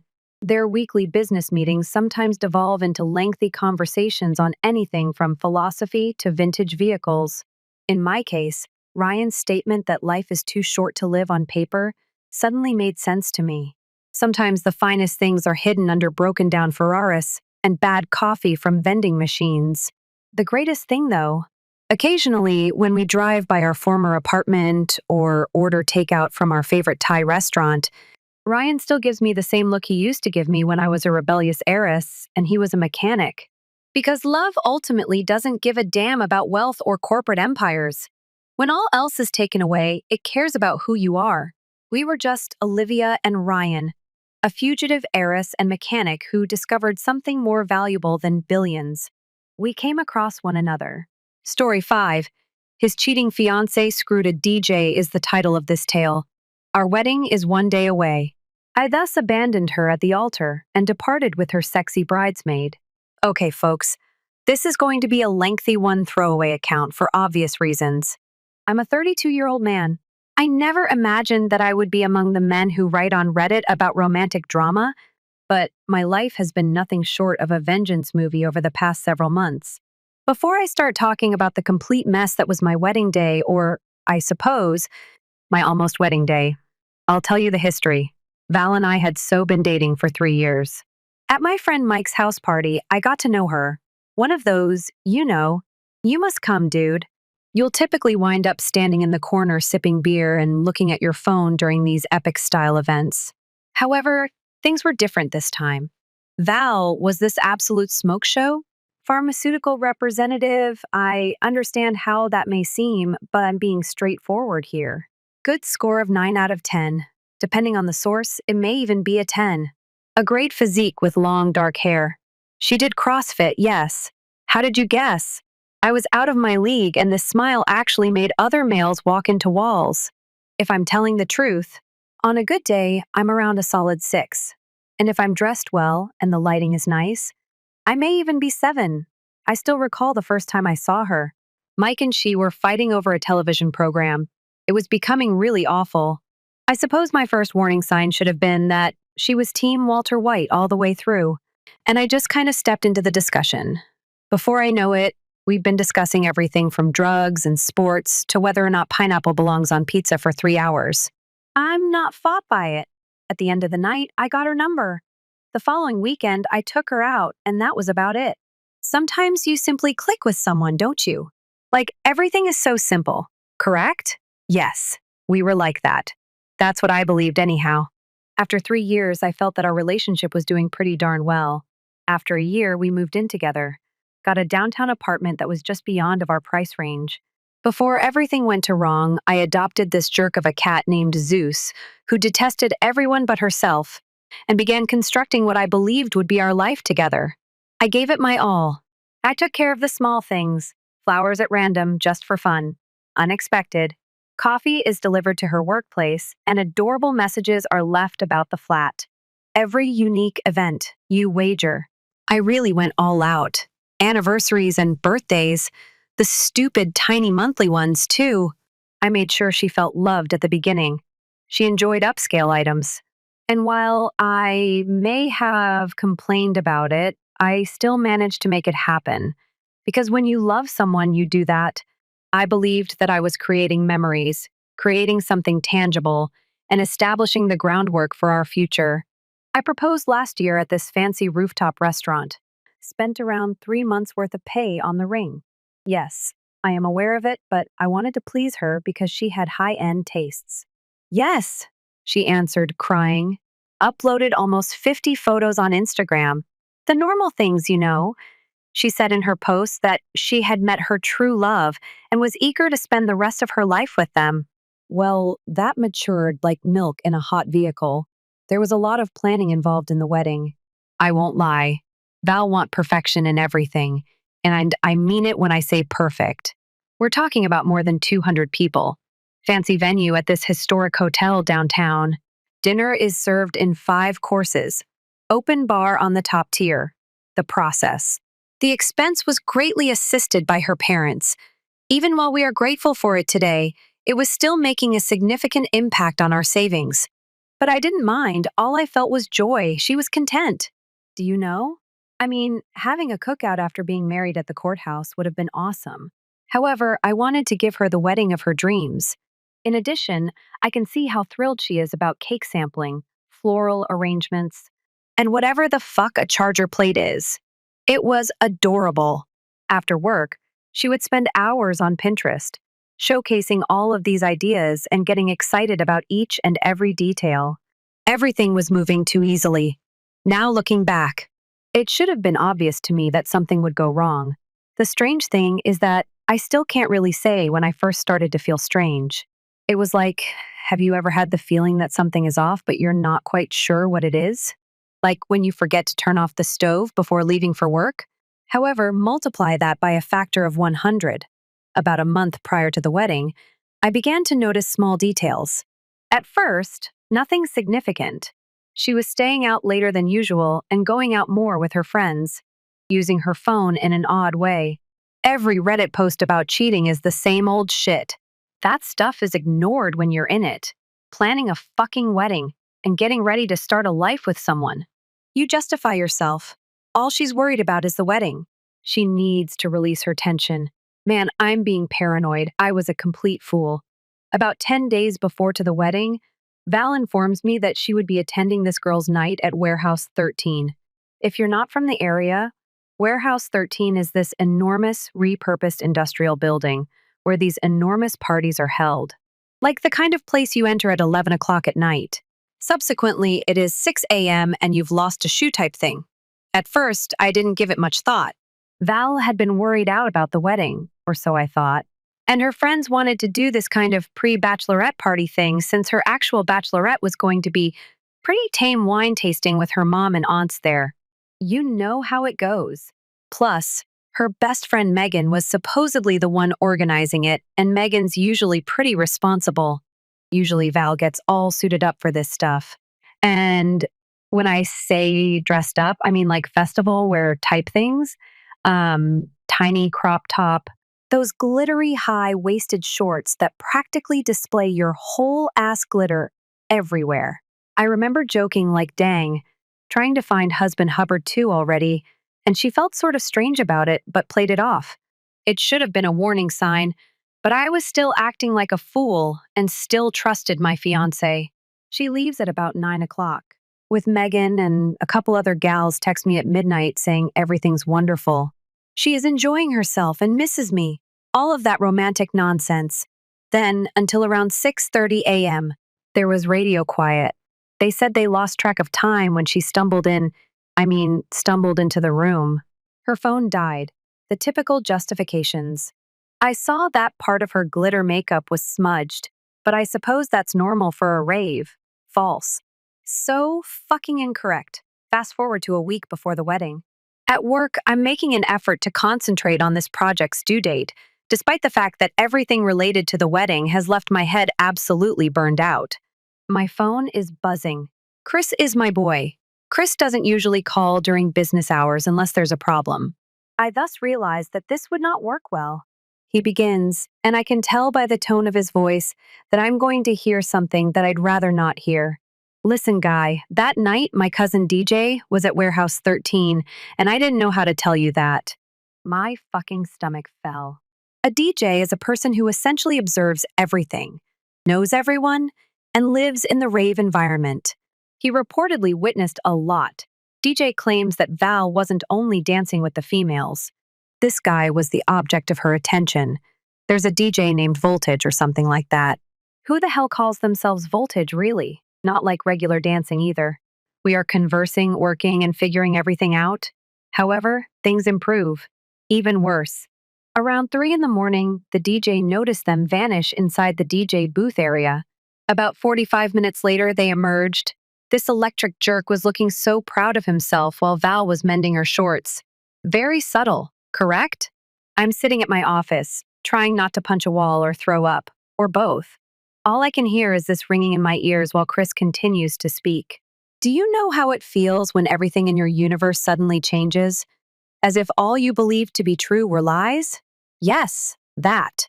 There's more, though.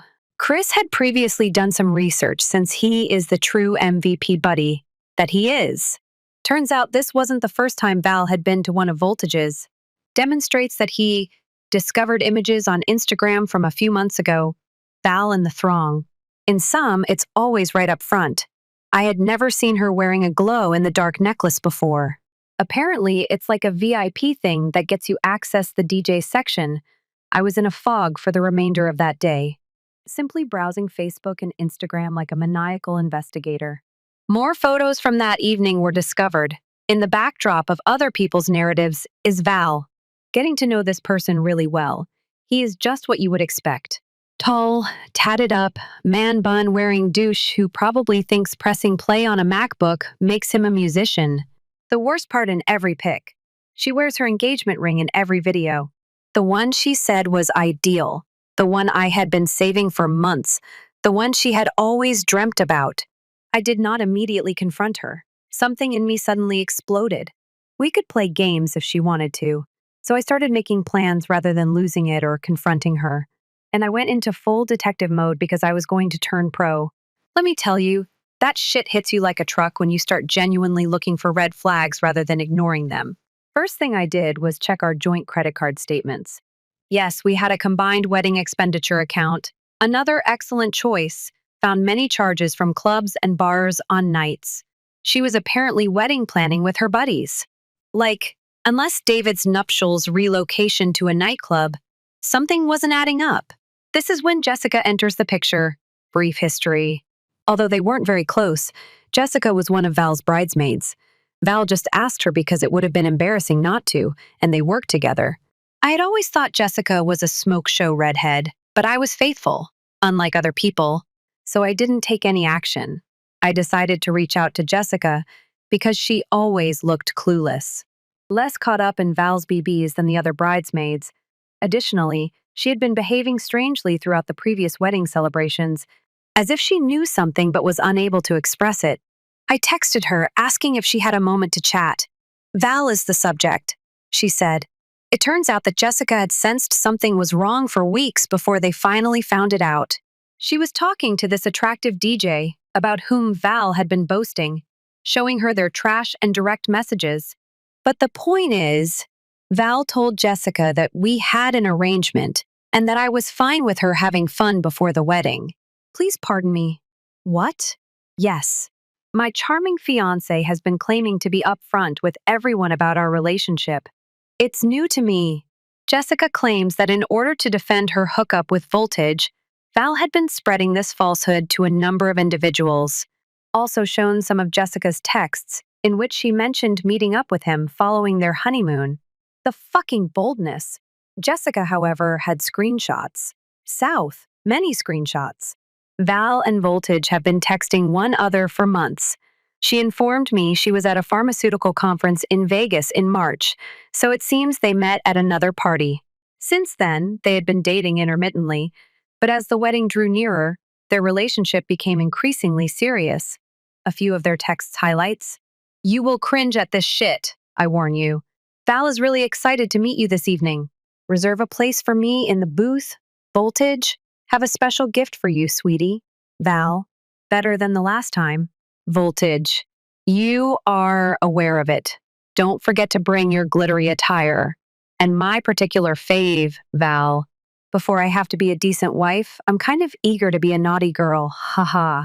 For 3 years of my life, I longed to vomit. $15,000 ring. This is her true opinion of our relationship, based on all of the plans we made.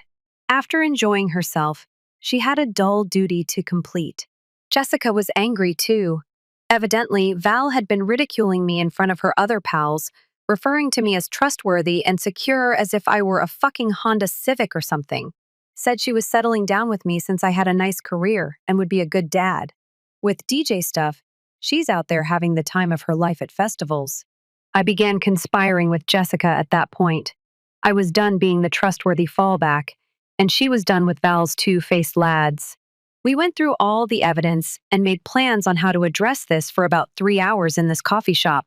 In fact, Jessica was the one who suggested that if she wanted a venue for her drama, she should wait until the wedding.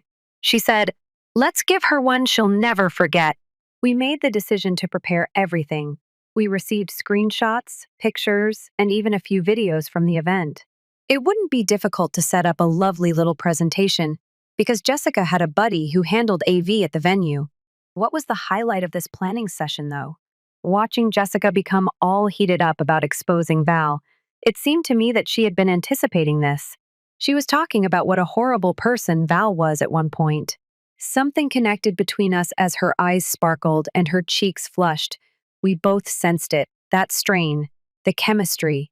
However, we took no action. The days that followed were difficult. It felt like being in some kind of weird farce to seem regular around Val while knowing all this garbage. She's there discussing our future, pointing out table settings and inquiring about our honeymoon plans. Meanwhile, I'm sitting there thinking about how I'm going to blow her whole world apart. The most challenging aspect? In fact, she appeared to be looking forward to the wedding. As in, truly joyful. I would occasionally catch myself on the verge of feeling guilty about our plans. Then I'd recall those texts, that dazzling dress and DJ douchebag arrogant face, and any guilt would simply vanish. Additionally, Jessica would send me another screenshot or mention something else Val had said behind my back whenever I began to doubt myself. Finding out that your fiancé deemed you dull in bed to her coworkers is the best way to stop compassion. 3 days remain till the wedding. And believe me when I say that it's difficult to pretend to be normal when planning someone's public humiliation. Val was rushing around, anxious about last-minute preparations, including clothing fittings, vendor calls, and other things. In the meantime, I'm working on what we started referring to as Operation Festival Fallout, in covert meetings with Jessica and her AV friend Kyle. By the way, a quick shout-out to Kyle. When Jessica told him what was happening, this guy was a living legend. He didn't merely consent to assist. He went all in. It became out that he had also been cheated on before. He therefore lived for this scheme of retaliation. He also knew exactly how to set everything up without appearing suspicious because he worked at the venue. It was a rather straightforward strategy. I would make a special toast to my new bride throughout the reception. Kyle would have screenshots, pictures, and even some videos that people had sent us from the rave queued up on the large screens at the venue. However, time was crucial. We needed to wait until all the important photos were done. The photographer was not someone I wanted to waste my parents' money on. And that poor guy undoubtedly spent a fortune on this wedding following her dad's speech. This is where Jessica's situation started to get interesting. We were planning and spending a lot of time together. I won't lie either. The intensity of the chemistry was growing. She was sitting so close to me that I could almost smell her perfume one evening while we were at my house going over the data on my laptop. It was also far superior to the cotton candy body spray Val usually wore, I must say. You know what would really drive her crazy if you kissed me right after exposing her. Like right there in front of everyone, Jessica added, looking up at me. I won't lie, but I chuckled at her audacity. For a moment, my brain went into short circuit. Jessica was so hot, green eyes and tall red hair, the type of female that naturally looks good. In contrast to Val, who looked at me while preparing to go to the grocery shop for 2 hours. But I played it cool. You sure you want to get engaged like that? You may also be judged by others. Trust me, I've been wanting to do this for months, she said with a sly smile. She treats you like a backup plan by talking about you to everyone. You're worthy of better. Then she put her hand on my leg and holy crap, the stress was unbelievable. However, we took no action. Not quite yet. We were both aware that we had to wait. Make the retaliation even more delicious. The following several days were a haze of covert planning and wedding preparation. Val's incessant chatter about how wonderful everything would be and how we will be the greatest pair ever, among other things, was becoming more tiresome. She continues to text DJ Douchebag in the meantime. In their group conversation, Jessica gave me screenshots of Val boasting that she will attempt to get together with him after the honeymoon. We had the rehearsal dinner the evening before the wedding. I nearly felt horrible after hearing Val's father's moving statement about embracing me into the family. Then, after dinner, I recalled all the screenshots of Val calling me safe and boring while slinking out to the restroom for the 10th time that evening. To ensure everything was in order, Jessica and I met with Kyle one last time. The slideshow was ready. The sound quality was flawless. Yeah, we had audio. The timing was meticulously arranged. And Val had left some really damning voicemails for Voltage. Jessica then revealed even another shocking revelation. She remarked nonchalantly, I got a room at the hotel for tomorrow night. You know, in case you need somewhere to go after everything.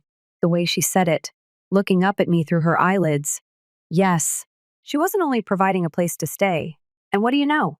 I didn't even feel bad about the thoughts running through my mind after everything Val had done. Val was unconscious in our bed when I got home that evening, most likely after the rehearsal supper. There on the nightstand was her phone. Notifications are still being received. Voltage's name appeared. After the honeymoon, I can't wait to see you, sweetie. That was the time. Any last questions? I had simply disappeared. Tomorrow wasn't only going to be the end of my romance with Val.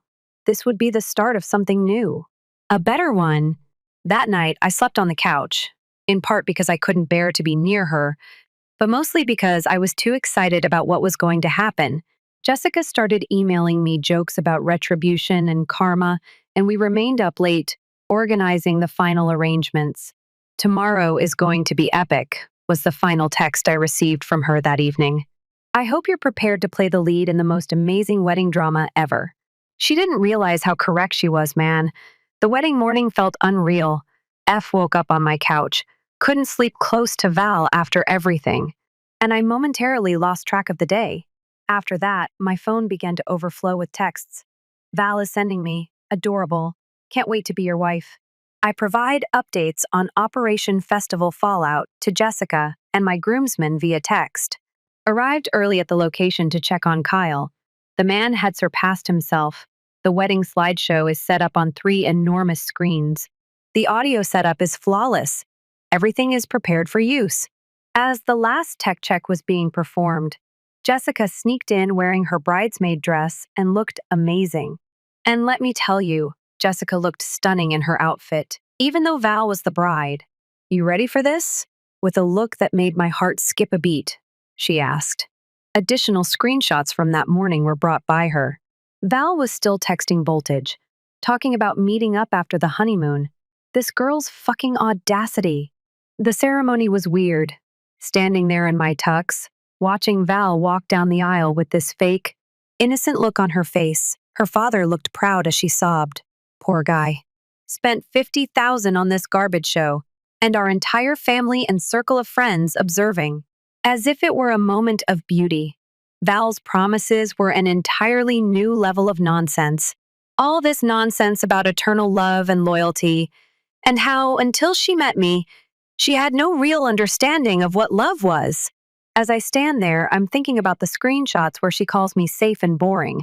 Jessica was attempting to contain her laughter while seated in the front row. We got through the ceremony. I do, I said. For what was going to happen next, it had to be made legal. Took every picture. I went to the reception because I wanted to give my parents the best value for their money from the photographer. This is when stuff gets good. Everything was perfect. Val was in full bridal mode, showing off her ring, dancing with her parents, portraying the perfect wife. Speeches were then scheduled. Her dad went first, talking about what a great couple we were, how happy he was to welcome me to the family. Val's sister spoke passionately about real love. It was then my time. I stood up, picked up the microphone, and looked at Jessica. She gave me a slight nod. I want to raise a glass, I murmured, watching Val grin at me from our love table. A picture is worth 1,000 words, you know. I decided to share some images that truly capture Val's personality rather than giving a lengthy speech. Kyle struck the lights. The screens became animated. First image. Val is grinding on volts in the DJ booth, hardly dressed. Second photo, their wording. Conversations about meeting up. Third image. Footage from the rave that shows them vanishing into the rear chamber. The room fell silent. Val's expression turned from surprise to fear in roughly 2 seconds flat. Her mom gasped so loud I thought she was going to pass out. There's more. Now that I was really into it, I went on. Let's hear what the bride genuinely feels about her new spouse. Kyle played Val's inebriated voicemail to Voltage, in which she claimed that she was only content with me because I was uninteresting and modest, but that he was her true passion. Val sprang to his feet and said, "Switch it off." However, Kyle, who was a true legend, simply turned the volume up. "What's wrong, babe?" I asked into the mic. "I thought you wanted an audience for your festival life. You told Voltage that, right?" Now her father stood with a flaming face. Her mother was in tears. The majority of the attendees were either covering their mouths in shock or filming on their phones. Val ran up to me and sobbed, trying to hide the fact that it wasn't what it appeared to be. "We can discuss this." That's when I revealed the last secret. And the part about getting together after the honeymoon? Yes, I also saw those texts. I will no longer be here to boring you, so don't worry. I passed the mic to the DJ, our DJ not Voltage, ha ha ha. Loosened my tie and marched straight over to Jessica. She stood up, the lovely little grin on her face, and I did what I'd been dying to do for weeks. In front of everyone, I grabbed her and gave her a kiss that was, let me tell you, electrifying. It was far superior to any kiss I had ever shared with Val. The whole room exploded, partly gasping, half cheering. Val was screaming something, but honestly, with Jessica in my arms, I couldn't hear anything else. We walked out together hand in hand, leaving Val standing there in her $7,000 dress, with her ruined makeup and her ruined reputation. Later, I heard that she attempted to accuse me of lying, but Kyle had already connected the screens to the video system at the venue. Everything was recorded, including her outburst. As we left the reception area with the sounds of mayhem echoing behind us, Jessica turned to face me. "Do you want to provide them a genuine topic of conversation? Remember the hotel room she'd booked?" Yes, we used it effectively. But first we had to pass through the lobby, which was unusual. Imagine this. My tux and I, bow tie undone, Jessica in her bridesmaid dress, both of us practically running to the elevator while wedding guests were still arriving for the reception. The glances we received were invaluable. The finest aspect? We ran into Voltage in the lobby, no joke. This clown actually showed up at the hotel, probably thinking he was going to be Val's little side piece after the reception. After seeing us, he recognized me from the pictures and went completely blank. Jessica, total queen that she is, just smirked at him and said sorry. She's a bit busy having her wedding wrecked right now. My phone was exploding with hundreds of alerts when I entered the room. Val phoning and texting incessantly, her friends sending furious messages, my friends expressing congrats, strange wedding attendees who'd videotaped everything previously, publishing it on social media. But to be honest, I don't give a damn. Not going to go into too much detail trying to keep this somewhat PG-13, but let's just say Jessica had been holding back some feelings for a long time. We eventually checked our phones at 4 a.m. Goddamn. At the reception, Val had lost his mind. She made an effort to persuade everyone that I was lying and that the pictures weren't real after we left. All that BS, but then some genius, most likely. Through the venue's speaker system, Kyle began playing the audio of her voicemails. Her mom was having a complete breakdown when she attempted to scale a table to unplug the speakers in her wedding gown, causing it to tear. Her dad was at the bar doing shots. To be honest, half of the visitors and my mood seemed to be recording everything or sharing real-time updates on the family group chat. The greatest part? The memes had already begun. The twins showed up. See, what Val didn't know was that Jessica had brought these two smoking, sexy twins. We were informed by the gym that they taught yoga, so we went to the hotel bar following the welcome. We hadn't even reached that part of the plan yet. These twins are posting stories from the hotel bar, tagging me, and obviously waiting for someone while Val is having her bridezilla moment at the reception. When Jessica sees this, she has a nasty, brilliant plan. She takes a pic of us in the hotel room. Just like clearly together, if you understand what I mean, without being explicit.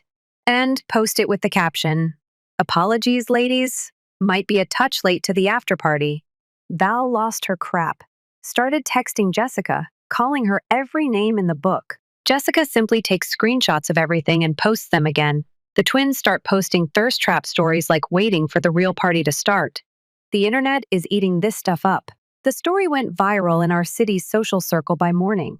Val's reputation in disarray Voltage's DJ career presumably not helped by the fact that someone, possibly Kyle, had shared photos of him intentionally hooked up with an engaged woman. Around midday on the next day, we eventually left the room, and guess who's seated in the hotel lobby?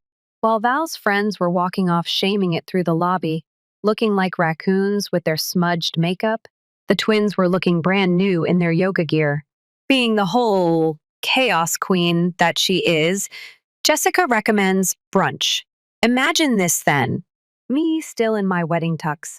Minus the jacket, Jessica in her bridesmaid dress, and two hot yoga twins having mimosas on the hotel patio while wedding guests are checking out the looks we got. Priceless. Val tried to show up at the hotel, but security had already been warned. Once more, Kyle is coming in clutch. They stopped her in the lobby. She was screaming that she needed to talk to me because she was the bride, still in her ripped wedding dress, mascara all over the place.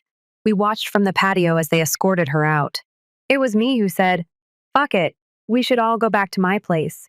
When someone has been betrayed, who needs to be reasonable? Even though the place was still officially half Val's, one said it anyway. I could tell by the look in Jessica's eye that the revenge tour was just getting started. So after our lunch at the hotel, we all headed back to my flat. Jessica, myself, and the twins, Ashley and Amy. I was still wearing my shirt, slacks, and suit. Jessica, dressed as a bridesmaid, appeared to have experienced war, which we kind of had the entire way back, to be honest. Updates from the aftermath of the wedding started flooding my phone. It seems that Val had returned to her parents' house and was having a complete breakdown on social media, writing lengthy tirades about how Jessica was a backstabbing viper and how I had wrecked her special day. The irony of her complaining about backstabbing while she'd been sneaking off with DJ Douchebag was just perfect. We arrived to my house. Well, because Val and I have been living together, it is still legally our place. And Jessica immediately starts making herself at home. The twins are snooping about the flat in that adorable manner only attractive women can get away with it. And I'm just sitting there thinking about how bizarre this whole thing is. That's when Jessica finds Val's secret drawer in the bedroom. Goddamn. You guys recall all the festival stuff she'd been wearing to meet up with Voltage? It wasn't just for raves, you know. There were, like, numerous glittery clothes, these platform boots that certainly weren't for work, plus a whole bunch of other items I won't discuss since I don't want this article getting reported. The twins thought this was hilarious and decided to play dress up. Next thing I know, they're all trying on Val's festival clothes, snapping selfies, having the fun of their lives. Jessica found this super expensive bodysuit that Val had bought for the honeymoon and decided it looked better on her anyway. We hear keys in the door at that point. Val rushes in like she owns the place. I mean, technically her name was still on the lease, but come on, presumably expected to find me alone and miserable. Instead, Jessica is wearing her honeymoon lingerie when she enters. Me on the couch, the twins dressed for a festival. Just living my best life. The noise she made. I had no idea that anyone could hit that pitch. What on earth is this? She yells, crying all day, left the mascara still smeared. Her hair is a mess, and she is still dressed from yesterday, looking like she'd been up all night, which she probably had. Oh, we're just having a little fashion show, Jessica says, staring her in the eye. Your stuff is adorable. Not very bride-like, though, is it? Val lunges for Jessica. But Ashley, or maybe it was Amy, steps between them. Honey, she adds in a really kind tone, before you create any more drama, you might want to repair your makeup. You guys, there are already enough of videos online showing you losing it. The scream that came out of Val. She begins gathering her belongings and packing them in bags, while sobbing that she never imagined. I would harm her. The irony, I swear. She then loses it when she sees the twins dressed in her rave attire. Those are mine. She shrieks, attempting to clutch at them. We think they look like club gear.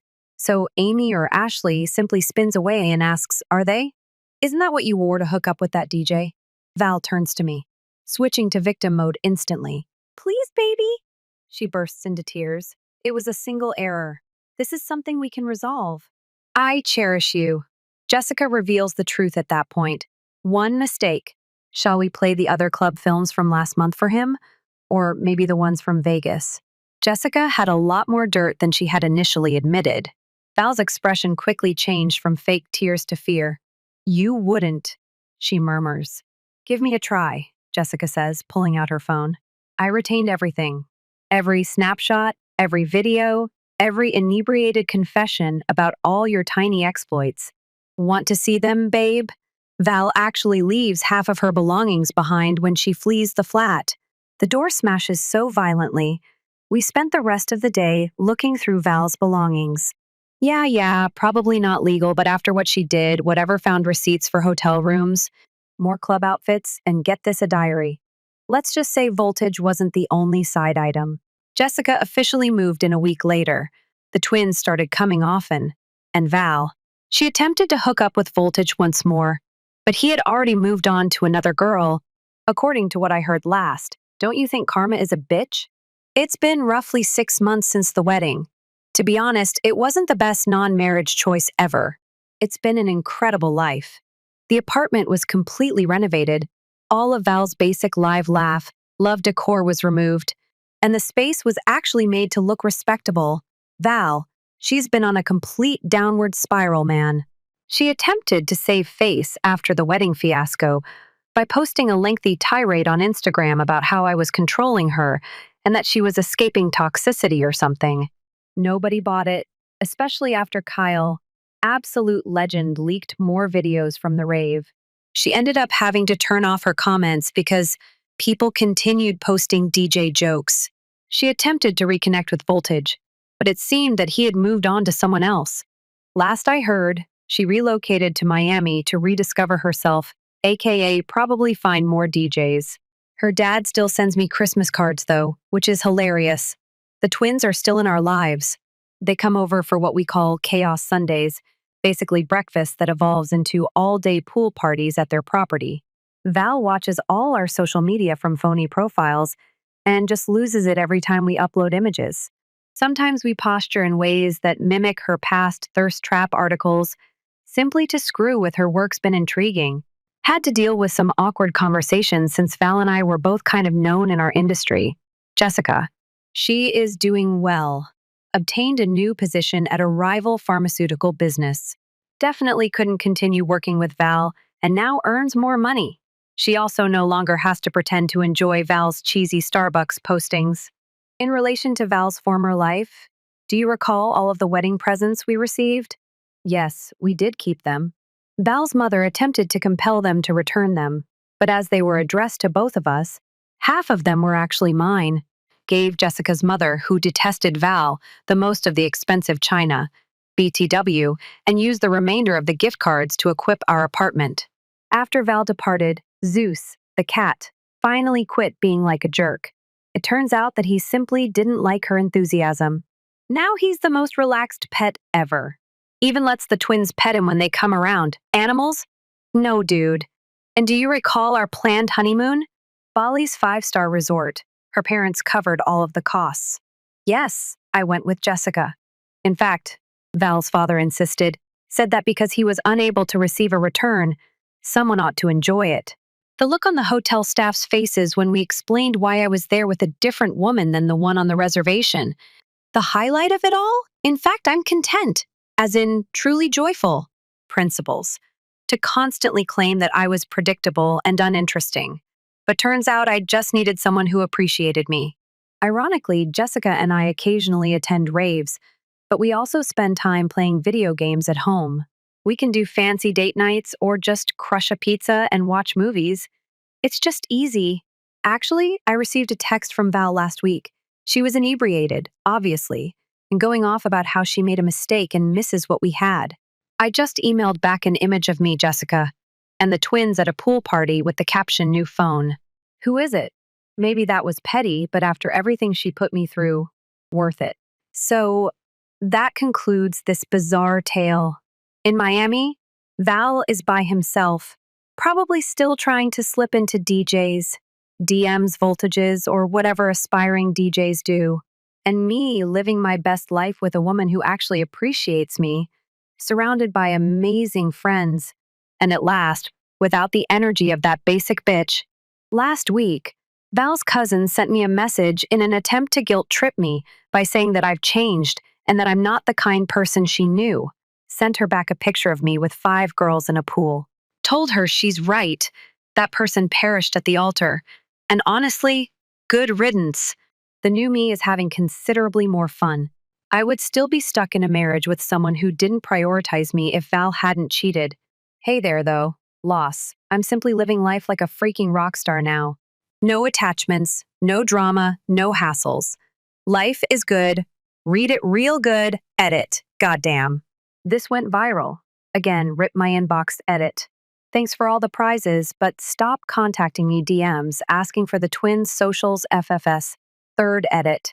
Yes, we're considering of making the Crazy Sundays a weekly podcast. Keep an eye out. Final edit. Videos of weddings were requested by several of you. For legal reasons, I'm still unable to share them, but believe me, they're being stored for something great. Maybe our 1 year, not a wedding anniversary.